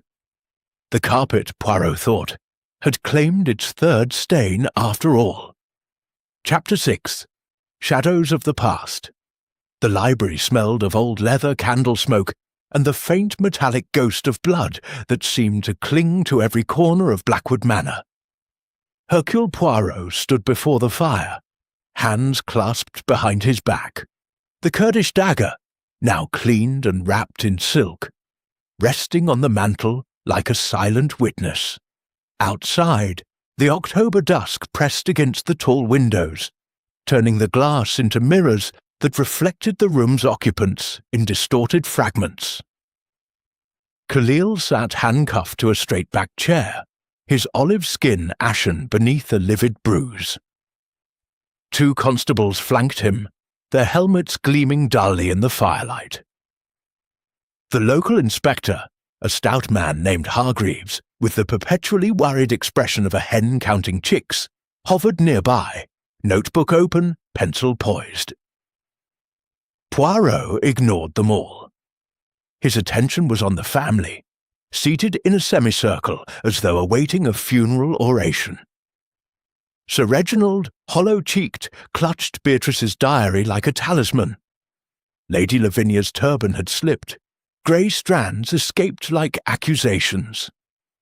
Marcus Blackwood nursed a fresh whisky, his scar livid in the firelight. Celeste, wrapped in a blanket despite the warmth, stared at the carpet rolled in the corner, its bulk now innocuous, yet radiating menace. Dr. Forsyth stood apart, medical bag at his feet, spectacles fogged with tension. Grimshaw, ever present, had stationed himself by the door, a silent guardian. Poirot began without preamble. "Mesdames et messieurs, the stage is set, the curtain falls, and the villain is unmasked. Yet the play is not finished. A murder mystery is never complete without its prologue. The shadows of the past that stretch into the present like fingers from a grave. Tonight, we illuminate those shadows." He opened the diary to a marked page. The copperplate was Beatrice's, but the ink had browned with age. 1903. Beatrice Blackwood, age 22, travels to Tehran as companion to Lady Eleanor March. Yes, the same surname as our unfortunate victim, though no relation. She falls in love with a Persian prince, one of the Shah's lesser sons. He gifts her the carpet, woven in Isfahan. Its dyes include crushed lapis and cochineal from crushed insects. Masterpiece. But there is a condition. Poirot turned the page. The prince claims the carpet is bound by an ancient Zoroastrian rite. To leave Persia, it must carry the memory of a life freely given. Beatrice, besotted, pricks her finger and bleeds onto the central medallion. A single drop. The prince is satisfied. The carpet is hers. Lady Lavinia's voice was a croak. Superstition, perhaps, Poirot allowed. But superstitions have a way of becoming self-fulfilling when men believe in them. Beatrice returns to England. The carpet is hung in this very room. And then he snapped the diary shut. She vanishes. Marcus drained his glass. Ran off with the prince. Everyone knows that. No. Poirot's eyes gleamed. Beatrice was murdered, here, in this house. Her blood mingled with the carpet's original drop. The stain that remembers was born. A collective gasp. Celeste's blanket slipped from her shoulders. Poirot continued. The prince, heartbroken, sent a letter, intercepted by Beatrice's brother, your grandfather, Sir Reginald. It demanded the carpet's return, or the debt would be called in blood. Your grandfather refused. He hid the letter, rewrote history. Beatrice became the wayward heiress who eloped. The carpet became a family heirloom, and the curse began to feed. He moved to the rolled carpet, untying the cord with deliberate care. The wool unrolled with a soft sigh, revealing the central medallion, now a patchwork of stains. Alistair's, Eleanor's, the pig's blood, and beneath it all, a faint, almost invisible circle where Beatrice's single drop had soaked in over a century ago. "Observe," Poirot said, kneeling. "The original stain is barely visible, oxidized to brown, but someone knew its exact location, someone who studied the diary." All eyes turned to Khalil. The Egyptian's lip curled. "I found the diary in the crypt 6 months ago. Marcus wanted to sell the carpet, $200,000 to a collector in Cairo, but the family resisted. Alistair planned to auction it publicly. I couldn't allow that." Sir Reginald's voice shook. "You killed my nephew for money." "For survival," Khalil spat. "Marcus's debts would have bankrupted us both. The carpet was our salvation." Poirot's tone was mild. "And Miss March?" "She overheard me in the cellar, planning the shipment. She threatened to tell Celeste. I silenced her." His shrug was almost Gallic. "The replica dagger was Celeste's idea. She thought it was for her little haunting. I merely improved upon it." Celeste's sob was raw. "You used me. Like a pawn," Poirot said gently. "But pawns can become queens, mademoiselle. Your theatrics provided the perfect smokescreen. The growing stain, the harmonium note, the rose, they convinced the household a supernatural force was at work. No one looked for a rational killer crawling through vents." "Doctor," Forsyth cleared his throat, "the laudanum in Eleanor's blood, administered by you, docteur?" Poirot's question was soft, deadly. Forsyth paled. "I prescribed it for her nerves, a mild dose." "Yet she drove the Daimler at dawn. Impossible if sedated, unless—" Poirot's eyes narrowed. "You lied about the dosage, or someone else administered a second, stronger dose." Forsyth's hands trembled. I may have miscalculated." "Or you helped stage her disappearance," Poirot said. "The empty jewel case, the lipstick message, your handwriting, non? You were in love with her. Alistair's engagement was a torment. When she ended it, you saw opportunity." Forsyth's voice cracked. "I wanted to protect her. Khalil threatened her. I thought if she fled, you thought to frame her for Alistair's murder," Poirot finished. "The travelling dress in the car, the ring in the fountain, your touches. But Khalil moved faster. He killed her while you slept off your own laudanum." Marcus laughed. A broken sound. "So the doctor's a fool. The secretary's a killer, and my niece is a playwright. What does that make me?" "A debtor," Poirot said, "and a coward. You knew Khalil's plan. You drank to forget it." Silence fell, heavy as the carpet's wool. Poirot turned to Inspector Hargreaves. "You will take Khalil for the murders. Dr. Forsyth for accessory after the fact, conspiracy to pervert justice. Mademoiselle Celeste," he bowed slightly, For obstruction, perhaps, but her heart was in the carpet, not the grave. Celeste's tears fell onto the blanket. I only wanted to save it. Beatrice's legacy. Legacy, Poirot repeated. A dangerous word. It has drowned stronger families than yours. He moved to the fireplace, lifting the dagger. This blade has tasted enough Blackwood blood. It retires. He placed it in Hargreaves's evidence bag. Sir Reginald stood, unsteady. And the carpet? Poirot considered. It belongs to the past, but the past must not devour the present. I suggest you donate it to the Victoria and Albert Museum. Let it be studied, not worshipped. The curse ends when belief ends. Lady Lavinia's voice was a whisper. And Beatrice. Poirot opened the diary to a pressed violet, brittle with age. She loved unwisely, but she loved. Her true memorial is not wool and dye, but the lesson.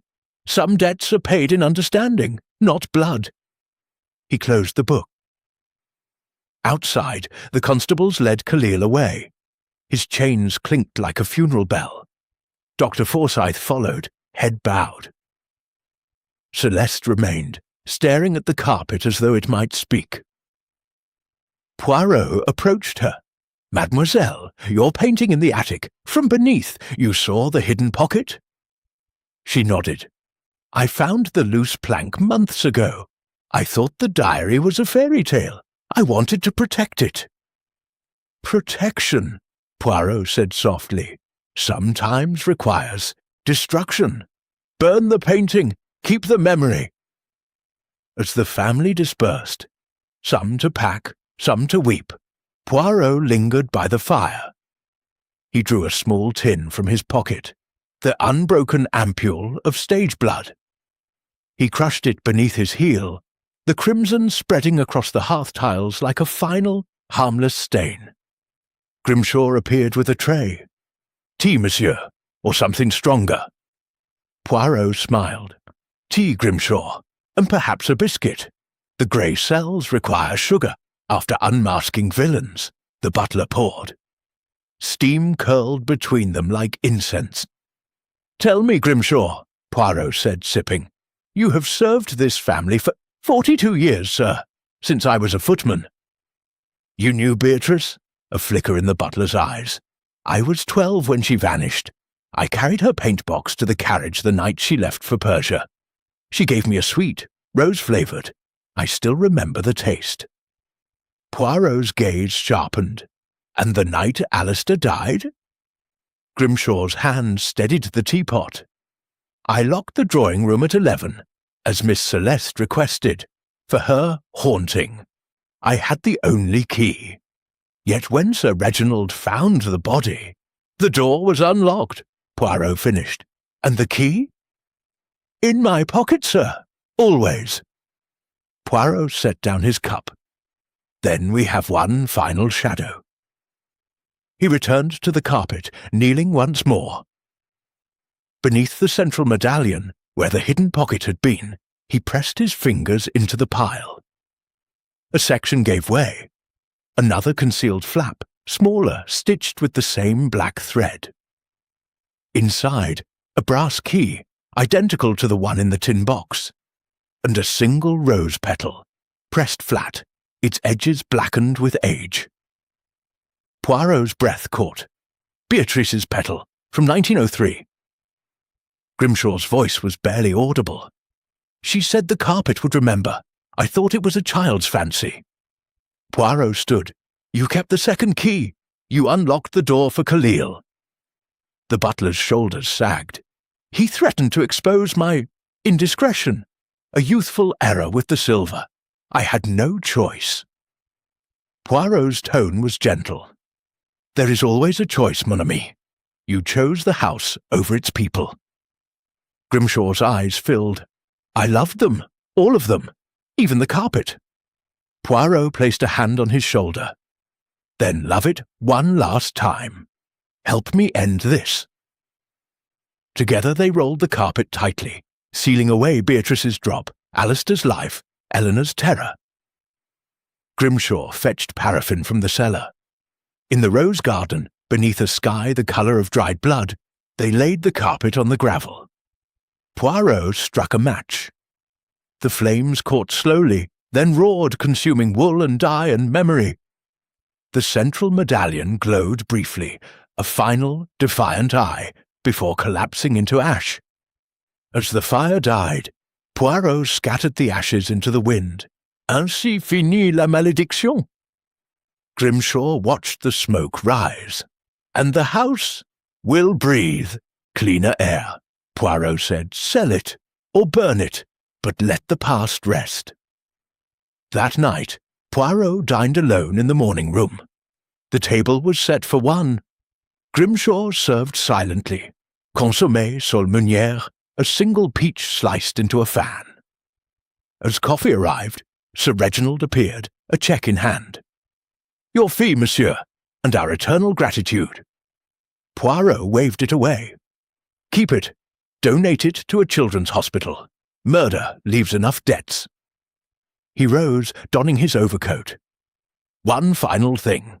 The raven crest on your seal. Do you know its meaning?" Sir Reginald frowned. "Family legend. The raven carries the soul to judgment." Poirot smiled. "Then let us hope it carries Beatrice's gently." The taxi waited on the gravel, its engine purring. Poirot paused at the door, looking back at the manor, its windows dark, its gargoyles silent. In the distance, a single light burned in the attic. Celeste, perhaps, burning her painting. Poirot climbed into the taxi. As it pulled away, he opened his notebook to a fresh page. Case closed. Blackwood Manor killer, Khalil. Motive greed. Accomplices, Dr. Forsyth, love. Grimshaw, loyalty. Celeste, preservation. Curse, manufactured but rooted in real blood. Beatrice's resolution, carpet destroyed, truth revealed, house freed. He underlined the final line twice, then closed the book. The taxi turned onto the London road. Behind it, Blackwood Manor faded into the night, its shadows finally at rest, but in Poirot's pocket, wrapped in silk, lay the rose petal, blackened, fragile, eternal. Some memories, he reflected, even fire cannot consume. Chapter 7. Alibis and Deceptions. The morning after the burning, Blackwood Manor woke to a silence so complete it felt surgical. No birds sang in the yew maze, no wind rattled the ivy. The air itself seemed to hold its breath, as though the house had exhaled centuries of secrets with the carpet's smoke, and now waited to see what would fill the vacuum. Hercule Poirot stood in the entrance hall at precisely 7 o'clock, valise in hand, hat upon head. He had intended to depart at dawn. London called, and his little grey cells required the stimulation of the city. Yet something nagged, a loose thread in the tapestry of the case that refused to lie flat. He set the valise down with a soft thud that echoed like a judge's gavel. Grimshaw materialized from the shadows, his butler's mask cracked, but not yet shattered. "Your taxi is delayed, monsieur. Fog on the Canterbury Road." "Fog," Poirot repeated, tasting the word. "Convenient, or orchestrated." He turned on his heel. "I require the household in the morning room, all of them, 10 minutes. Grimshaw hesitated. "Sir Reginald has taken to his bed. Dr. Forsyth will rouse him, and the others. 10 minutes, Grimshaw, or I summon Inspector Hargreaves and his handcuffs." The butler bowed and vanished. Poirot entered the morning room alone. The long table had been cleared of breakfast. In its place lay a single object, a sheet of foolscap covered in his own neat handwriting. Alibis, night of Alistair's murder. Beneath it, a second sheet, timeline, night of Eleanor's murder. He studied both, lips moving silently as he traced columns of times, names, contradictions. At 7:12 the family assembled, dishevelled, red-eyed, clad in yesterday's mourning. Sir Reginald leaned heavily on Dr. Forsyth's arm. Lady Lavinia's turban was absent, revealing hair the colour of steel wool. Marcus reeked of whisky and regret. Celeste clutched a cup of tea as though it were a life raft. Khalil was absent, still in the village lock-up, awaiting transfer to Canterbury jail. Grimshaw closed the door with the finality of a coffin lid. Poirot did not invite them to sit. "Mesdames et messieurs," he began, "a murder investigation is like a game of patience. One lays the cards, one studies the gaps, one waits for the liar to overplay their hand. Last night, I believed the game concluded. Khalil confessed. The carpet burned, yet he tapped the alibi sheet. A single card remains face down. He lifted the page, turning it to face them. In red ink, he had circled one entry. 11:07 p.m. Footman, Grimshaw, locks drawing room door at Miss Celeste's request. Claims sole key. Poirot's gaze fixed on the butler. You swore this door was locked until Sir Reginald discovered the body at 12:15 a.m. Yet Alistair was killed between 11:30 and 11:45, according to Dr. Forsyth's post-mortem. How did the murderer enter a locked room? Grimshaw's Adam's apple bobbed. I cannot say, sir. Cannot, or will not. Poirot's voice was silk over steel. You have served this family for 42 years. You loved Beatrice. You loved Alistair. Yet you unlocked the door for his killer. Lady Lavinia gasped. Grimshaw. The butler's shoulders sagged. Master Alistair was alive at 11:07. I saw him through the keyhole, reading by the fire. Miss Celeste had asked me to secure the room for her performance. I locked it, pocketed the key. At 11:29, Mr. Khalil came to the pantry. He had a second key, said he'd had it cut weeks ago. He threatened to expose my youthful theft unless I turned a blind eye. I went to the kitchen to fetch his special coffee. When I returned at 11:38, the drawing-room door stood ajar. I heard nothing. I saw nothing. I relocked it at 11:45 and retired. Poirot's eyes gleamed. And at 12:15, Sir Reginald found the body. Door unlocked again. You had the key, yet you claim ignorance. Grimshaw's voice cracked. I swear, monsieur, I did not touch it after 11:45. Poirot turned to the timeline sheet. Now, Eleanor's murder. She was last seen alive at 6:45 a.m., entering the garage in her travelling dress. The Daimler left at 6:52. Tyre tracks confirm. Yet, her body was found in the maze at 7:30, posed with the replica dagger. Time of death, 6:55 to 7:05. The car was abandoned in the rhododendrons at 7:10. Who drove it? Who carried her body 50 yards through dense undergrowth in under 5 minutes? Dr. Forsyth cleared his throat. I was in the surgery from 6:30, preparing Sir Reginald's tonic. I heard the car start. Yet you did not investigate? Poirot's tone was mild. I assumed it was Miss March leaving, as her note suggested. Poirot's gaze shifted to Marcus. And you, monsieur? Your bedroom overlooks the garage. Marcus shrugged. Dead to the world. Khalil gave me a sleeping draught at midnight. Laudanum, he said. I woke at 8 with a mouth like the Sahara. Celeste's cup rattled in its saucer. I was in the attic painting. I heard nothing until Grimshaw's shout. Poirot's smile was thin. Painting, at 6:30 in the morning, with turpentine that smells of the crypt. He moved to the window, drawing back the curtains. Fog pressed against the glass like a living thing. Observe the rhododendrons. The path from garage to maze is visible from the attic dormer, yet you claim to have seen nothing. Curious. Celeste's voice was small. I was absorbed in forgery, Poirot said. He produced a sheet from his pocket, Beatrice's diary page, the final entry. Beside it, a fresh sheet in Celeste's hand, the ink still wet. The third stain seals the bargain.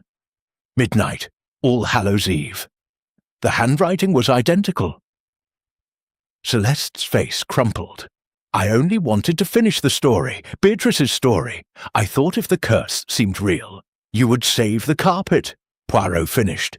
But the carpet is ash, and your forgery placed the idea of a third stain in Khalil's mind. He used it to justify Eleanor's murder.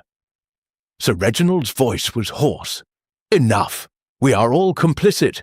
Grimshaw's key, Forsyth's laudanum, Marcus's debts, Celeste's theatrics, my refusal to sell. We created the monster. Poirot shook his head. No, monsters are not created by families. They are invited. And Khalil knocked politely. He turned to Grimshaw. One final question.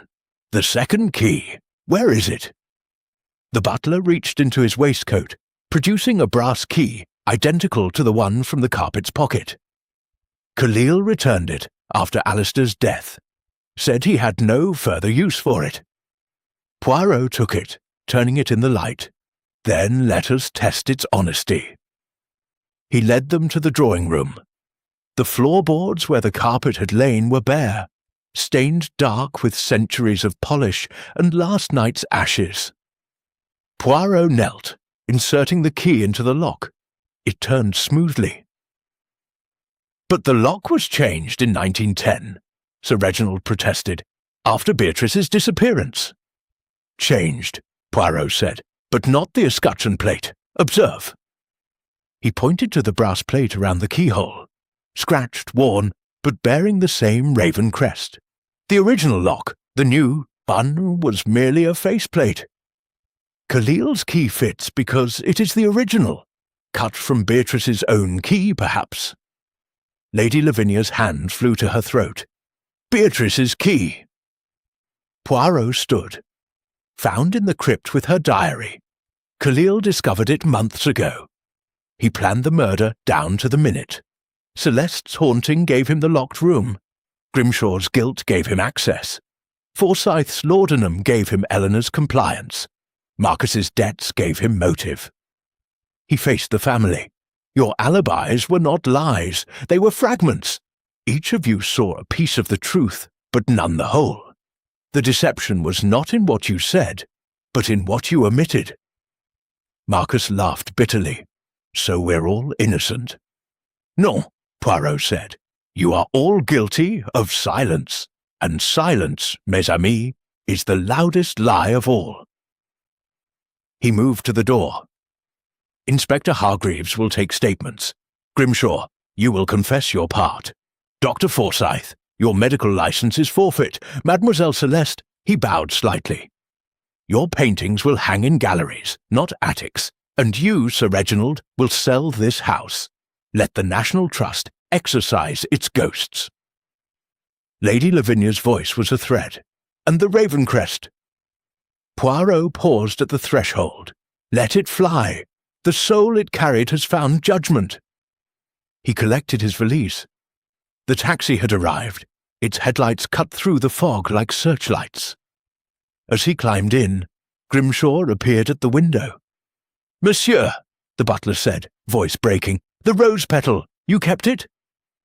Poirot touched his breast pocket. A reminder, mon ami, that even in ashes, beauty endures. The taxi pulled away. In the rearview mirror, Blackwood Manor shrank to a silhouette, its chimneys dissolving into mist. Poirot opened his notebook to a fresh page. Epilogue, the locked room method, original key plus vent access, motive, greed masked as curse. Moral, families who cling to legends invite their own destruction. He closed the book, then drew the blackened rose petal from his pocket. It crumbled at his touch, scattering across the seat like dark confetti. Outside, the fog lifted. London's spires pierced the sky ahead sharp and clean. Poirot smiled. Another case closed, another set of little grey cells satisfied. And somewhere, in the ashes of a cursed carpet, Beatrice Blackwood finally slept. Chapter 8. The Hidden Motive. The fog had lifted by afternoon, revealing Blackwood Manor in stark, unforgiving detail, its gargoyles leering, its windows blind with dust. Hercule Poirot stood in the music room, the Bechstein Grand open like a confession. Sheet music lay scattered. Chopin, Beethoven, and a single page of Celeste's Nocturne for a stained carpet. Its dedication for A, who heard the wrong note, written in trembling ink. Sir Reginald entered, leaning on a cane, his face the colour of old parchment. The police have Khalil and Forsyth. Grimshaw is confessing. Celeste is in the attic. Marcus is drunk. Lavinia hasn't spoken since dawn. Poirot replaced the music. And you, Sir Reginald, what do you do with the silence? I remember, the baronet said. Alistair at 5, riding his pony through the long gallery. Eleanor at 16 playing this piano. The carpet watching. I refused to sell it to save the family. Alistair wanted to sell to save himself. $250,000 from a Cairo buyer. Farouk, arranged by Khalil. I called him a fool. 2 nights later, he was dead. Poirot pressed middle C on the piano. The note rang slightly off. Celeste heard this note from the drawing room. Eleanor from the conservatory. Yet the piano is here, explain. Sir Reginald frowned. The crypt harmonium, Celeste's theatrics. Non. Poirot lifted the lid. The middle C string was thinner, retuned. Someone ensured the note carried through the vents. They descended to the cellar. Poirot crawled through the heating ducts to a junction beneath the music room, finding a brass speaking tube with levers to direct sound to the drawing room, conservatory, or library. Open the drawing room lever, and a whisper in the crypt becomes a ghost. In the crypt, the harmonium's pedals were wired, but on the floor lay a gold cufflink engraved with the raven crest. Marcus's, Sir Reginald confirmed. In the billiard room, Marcus sprawled across the table, brandy in hand. Poirot held up the cufflink. You were in the crypt the night Alistair died. You heard Khalil kill him through the tube. You did nothing. Marcus's eyes were bloodshot. I was drunk. Thought it was Celeste's nonsense. Khalil said he'd frame me if I spoke. I had $40,000 in debt. The carpet sale was my salvation. Sir Reginald's cane clattered. You let my nephew die. I was afraid, Marcus shouted. Then Eleanor overheard Khalil planning the shipment. He killed her to silence her. I helped stage the car to make it look like suicide. Poirot's voice was quiet. You moved her body to the maze. You wrote the lipstick message in Forsyth's hand. You used Celeste's replica dagger. Marcus nodded, defeated. I thought if the curse seemed real, no one would question the deaths. Poirot turned to Sir Reginald. The buyer, Farouk, was Khalil's cousin. The sale was a lie to lure Alistair. Khalil killed for the carpet's value. Marcus enabled him for debt. Forsyth drugged Eleanor to protect her, unaware Khalil acted. Celeste's theatrics provided cover. Grimshaw's key gave access. Your refusal to sell gave motive. Sir Reginald sank into a chair. We all killed them. No, Poirot said. Silence killed them. The hidden motive was not greed alone, but a family's refusal to let go of a cursed legacy. He faced Marcus. You will confess to accessory. The police wait? Marcus laughed bitterly. The carpet's ash. What's left to save? Poirot's eyes were steady. Your soul, perhaps. In the attic, Celeste painted furiously, the carpet's image glowing on canvas. Poirot entered quietly. Mademoiselle, your note was perfect, but the wrong note was not Chopin's. It was Marcus's silence. Celeste's brush stilled. I wanted to save Beatrice's legacy. Legacy is not wool and dye, Poirot said. It is truth. Burn the painting. Live. Downstairs, Inspector Hargreaves took Marcus's statement. Grimshaw added his confession. Sir Reginald signed over the house to the National Trust, the proceeds to charity. Lady Lavinia, silent no more, wept. Poirot prepared to leave. At the door, Sir Reginald offered a cheque. "Your fee." "Keep it," Poirot said. "Buy Alistair and Eleanor a memorial. Let the raven carry their souls gently." The taxi waited. As it pulled away, Poirot opened his notebook. Hidden motive: Hercule, greed, $250,000, Marcus, debt, silence, Forsyth, misguided love, Celeste, legacy, Grimshaw, loyalty. Sir Reginald, pride, resolution, truth, confession, freedom. He closed the book. In his pocket, the blackened rose petal crumbled to dust. The manner faded into the mist. Poirot smiled. Another motive unmasked, another family freed. Chapter 9. The Gathering Storm. The storm arrived at Blackwood Manor with the precision of a funeral march. At 4 o'clock on All Hallows' Eve, the sky turned the colour of old pewter, and the first fat drops of rain struck the windows like thrown gravel. By 5, the wind howled through the chimneys, rattling the gargoyles and sending clouds of soot into the grates. Thunder rolled across the Kentish hills, each boom echoing the house's final heartbeat. Hercule Poirot stood in the entrance hall, overcoat buttoned, valise at his feet. He had intended to leave at dawn, but Inspector Hargreaves had telephoned. "New evidence, monsieur. The Yard wants you to stay one more day." Poirot had agreed reluctantly. His little grey cells disliked unfinished symphonies, and Blackwood's was still missing its crescendo. The household assembled in the great hall at 6, summoned by Grimshaw's gong. The chandelier flickered, candles guttered in the draught. The family sat in a ragged semicircle, faces lit from below like masks in a morality play. Sir Reginald, gaunt in black, clutched a leather portfolio. Lady Lavinia, turban restored, stared at the bare floor where the carpet had lain. Marcus, newly sober, chain-smoked Turkish cigarettes, the smoke curling like ghosts. Celeste, eyes red-rimmed, wore a plain black dress. Her hands trembled around a rosary of jet beads. Dr. Forsyth stood apart, medical bag packed, resignation letter in his pocket. Grimshaw closed the doors with a thud that sealed them in. Poirot did not speak immediately. He moved to the fireplace, where a single log hissed and spat.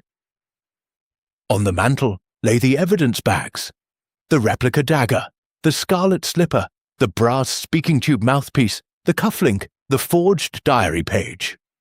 And, wrapped in silk, the original Kurdish dagger, returned by the police laboratory that morning. He lifted it, the blade catching the firelight. "Mesdames et messieurs, the storm gathers. Tonight, All Hallows' Eve, the veil thins, the dead walk, or so they say." His smile was small, sharp. "But at Blackwood, the dead have been walking for days, summoned not by spirits, but by lies." He turned to the portfolio in Sir Reginald's hands. "You have something for me?" Sir Reginald opened it with shaking fingers. Inside, a single sheet of vellum, the Blackwood crest embossed in gold. "The deed to the house, signed over to the National Trust at midnight, proceeds to a memorial for Alistair and Eleanor, but there is more." He drew out a second document, yellowed, brittle, dated 1903. Beatrice's true will, found in the crypt safe. She left the carpet to the nation, not the family. My grandfather suppressed it to keep the estate intact. Poirot took the will. The copperplate was unmistakable. Beatrice's hand. "To the British Museum, for the education of future generations, let no Blackwood profit from my folly." Lady Lavinia's voice was a thread. She knew, even then. Poirot laid the will beside the dagger. The motive was never the carpet's value. It was its freedom. Khalil wanted to steal it for Farouk. Marcus wanted to sell it for debt. Alistair wanted to honour Beatrice's wish. Eleanor wanted to escape the curse. Celeste wanted to preserve a legend.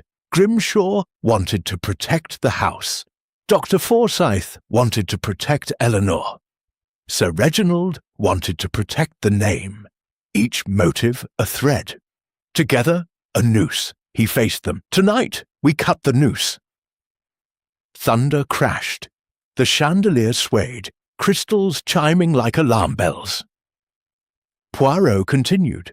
The police laboratory report, delivered at noon, the original dagger, Alistair's blood, type O, high alcohol, the replica, Eleanor's blood, type O, traces of laudanum and digitalis, heart medicine, prescribed to whom, docteur? Forsyth's spectacles flashed. Sir Reginald, for his angina. Poirot nodded. Yet the dose in Eleanor's blood was lethal. Someone substituted her laudanum with digitalis. Someone with access to your surgery. Forsyth's voice shook. I locked the cabinet. Yet the key was on your chain, Poirot said. The same chain Marcus borrowed to open the wine cellar on the 29th.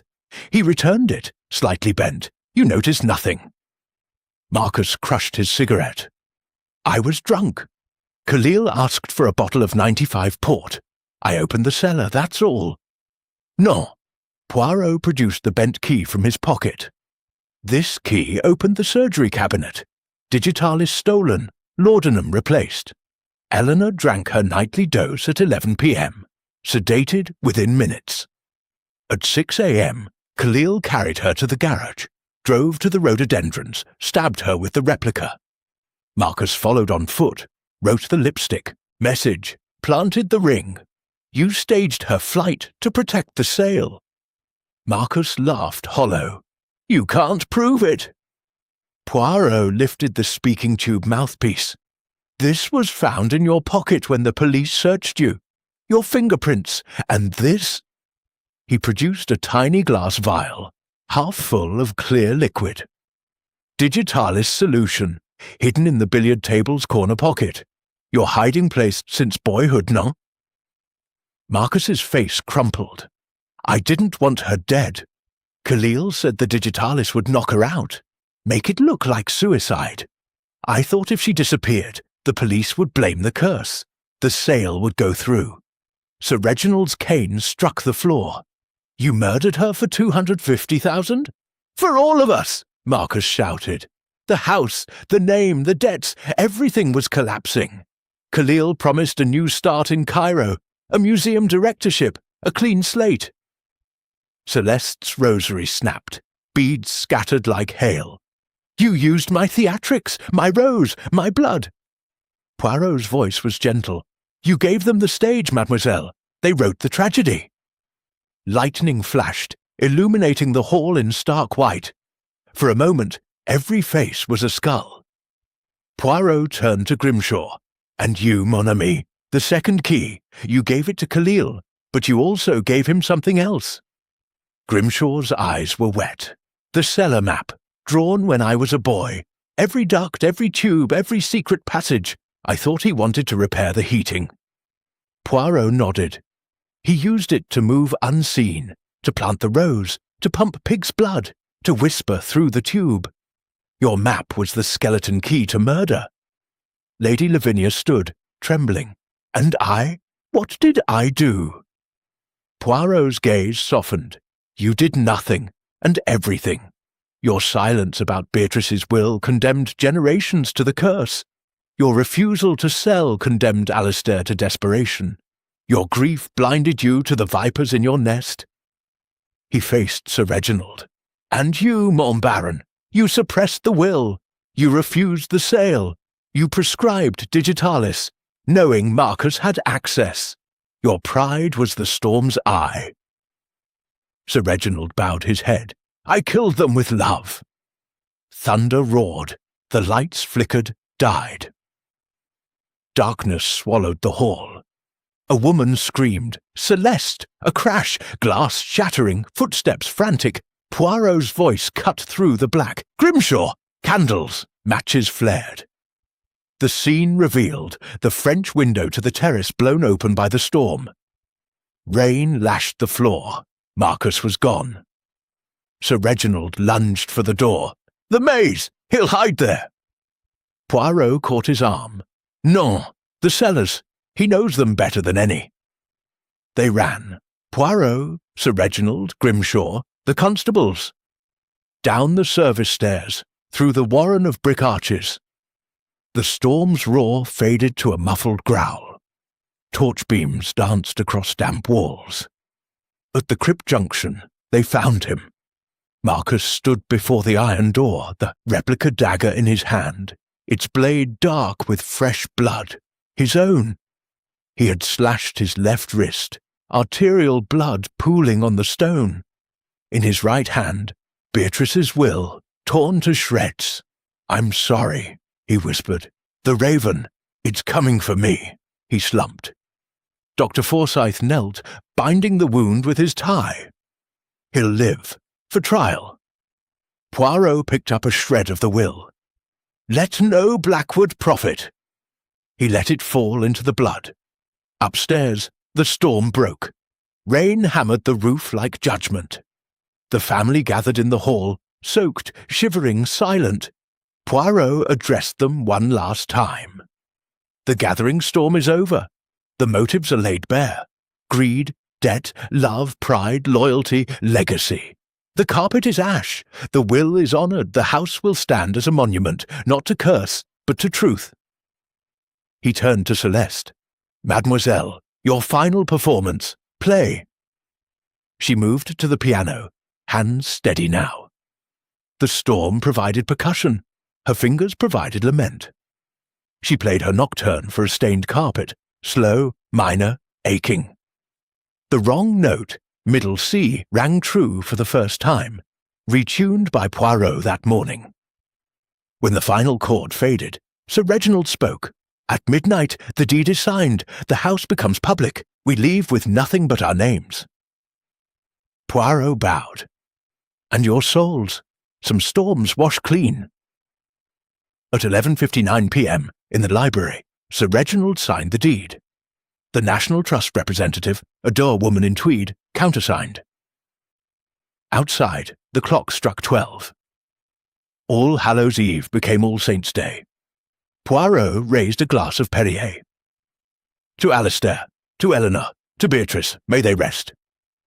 The family drank, water, not wine. The storm had passed. Stars pierced the clearing sky. At dawn, Poirot's taxi waited. The house stood empty, its windows open to the wind. Grimshaw locked the gates for the last time. As the car pulled away, Poirot opened his notebook.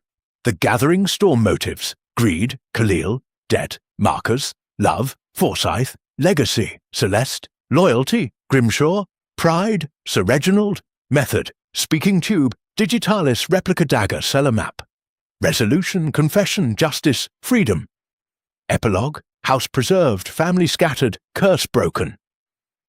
He closed the book. In his pocket, the last shred of Beatrice's will dissolved into lint. The road to London stretched ahead, clean and bright. Behind, Blackwood Manor stood silent, no longer a tomb, but a testament. The storm had gathered, the storm had broken, the storm had set them free. Chapter 10. The Unveiling of Truth. The first light of All Saints' Day crept over Blackwood Manor like a cautious thief, pale gold and tentative, as though unsure the house deserved illumination. The storm had scoured the sky clean. Only a few ragged clouds lingered, drifting like torn shrouds. The yew maze glistened with rain. The gargoyles wept steadily from their stone jaws. Hercule Poirot stood on the terrace, overcoat unbuttoned, hat in hand.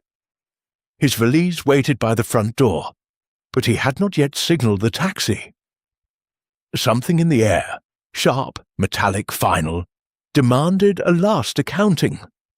His little grey cells, usually so disciplined, buzzed with the restless energy of a hive before swarming. Behind him, the great hall doors stood open. The family, or what remained of it, gathered one final time. No chandelier blazed now. Only a single candelabrum on the mantel cast long shadows across the bare floorboards where the Oriental carpet had once lain. The stain was gone, burned to ash and scattered to the wind, yet the boards retained a darker patch. A ghost outline that no scrubbing would erase. Sir Reginald entered first, leaning on Grimshaw's arm.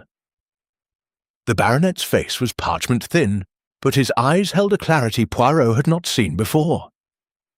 Lady Lavinia followed, turban discarded, her silver hair braided simply. Celeste came last, carrying a small wooden box. Dr. Forsyth and Marcus were absent, detained in Canterbury, awaiting charges. The National Trust representative, Miss Harrow, stood discreetly by the library door, deed in hand. Poirot turned. Mesdames et messieurs, the hour of truth arrives.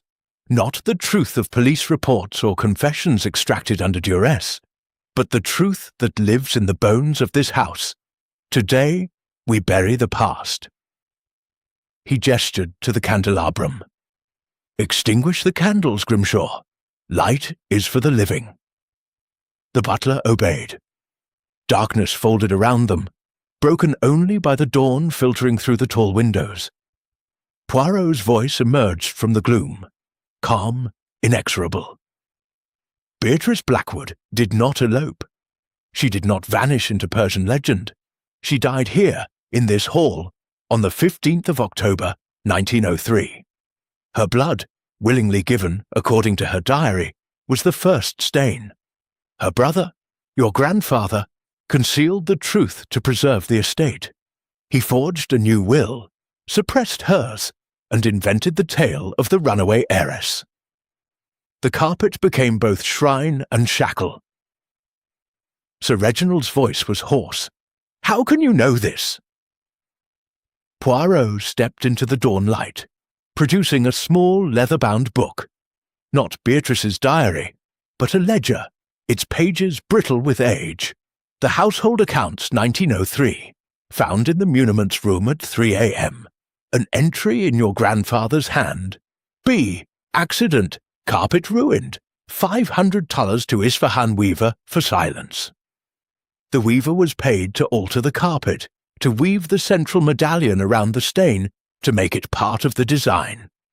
The curse was born of guilt, not Zoroastrian rite. Lady Lavinia's rosary clicked. An accident. No, murder. Poirot opened the ledger to a pressed violet, Beatrice's, from the carpet's pocket. She discovered her brother's embezzlement, funds siphoned to cover gambling debts. She threatened exposure. He struck her with the Kurdish dagger, your grandfather's souvenir from Tehran. A single blow to the heart. The set carpet absorbed the blood. The weaver concealed it. The legend concealed the crime. Silence, thick as the vanished carpet's pile. Poirot continued. The curse was a lie, but lies have weight. Each generation added to it. Your father, Sir Reginald, refused to sell for fear the stain would be discovered. Alistair sought to sell to escape the lie. Khalil exploited the lie for profit. Marcus enabled it for survival. Eleanor died because she saw through it. Celeste embellished it for love of Beatrice. Grimshaw protected it for loyalty. Dr. Forsyth medicated it to preserve Eleanor. Every motive, every murder, rooted in a century-old deception. He placed the ledger on the mantel beside Beatrice's violet. But truth, like dawn, cannot be suppressed forever. Sir Reginald sank into a chair. What now? Poirot opened Celeste's wooden box. Inside, a small brass urn, its surface etched with the raven crest. The ashes of the carpet, mixed with soil from Beatrice's grave, unmarked beneath the sundial in the maze. Today, we return her to the earth, and we return the house to the nation. Miss Harrow stepped forward. The trust accepts the deed. The house opens to the public next spring. A plaque will commemorate Beatrice, Alistair, and Eleanor. The truth will be told. Celeste's voice was steady. And the raven, Poirot smiled, will fly. He opened the terrace doors. A cold wind swept in, carrying the scent of wet yew and distant wood smoke. From the maze came the harsh cry of a rook, once sharp, final. They processed to the sundial. Grimshaw carried the urn, Sir Reginald the ledger. Poirot walked beside Celeste, who clutched a single white rose. The maze paths were slick. Dew soaked their shoes. At the centre, the sundial's gnomon pointed to eternity. Poirot knelt, digging with his bare hands. The soil was soft, loamy, recently disturbed. He unearthed a small tin box, rusted but intact. Inside, a lock of dark hair, a gold locket engraved B, and a scrap of wool. Crimson, indigo, the carpet's exact shade, stiffened with ancient blood. "Beatrice's relics," Poirot said softly. "Your grandfather buried them with her. The carpet was her shroud." He placed the urn in the hole, then the relics. Celeste laid the white rose atop them. Sir Reginald poured a handful of earth. Grimshaw followed. Lady Lavinia wept silently. Poirot spoke the final words.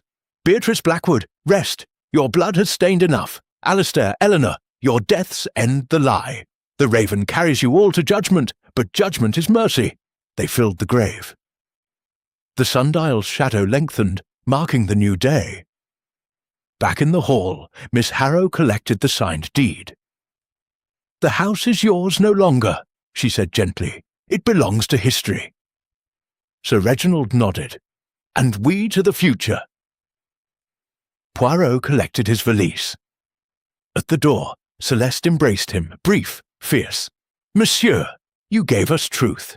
It hurts, but it heals." He patted her cheek. "Paint, mademoiselle. Paint the sunrise, not the stain." Grimshaw opened the taxi door. "Safe travels, sir, and thank you." Poirot climbed in. As the car pulled away, he looked back. The family stood on the steps, small, diminished, but upright. The manor loomed behind them, no longer a prison, but a monument. The rook wheeled overhead, then vanished into the brightening sky. Poirot opened his notebook to the final page.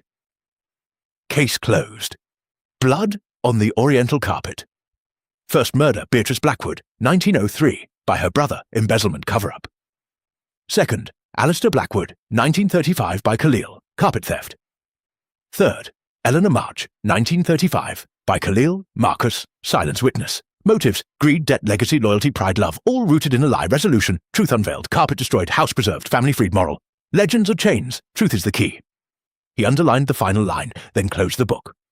From his pocket, he drew the blackened rose petal, Beatrice's last relic.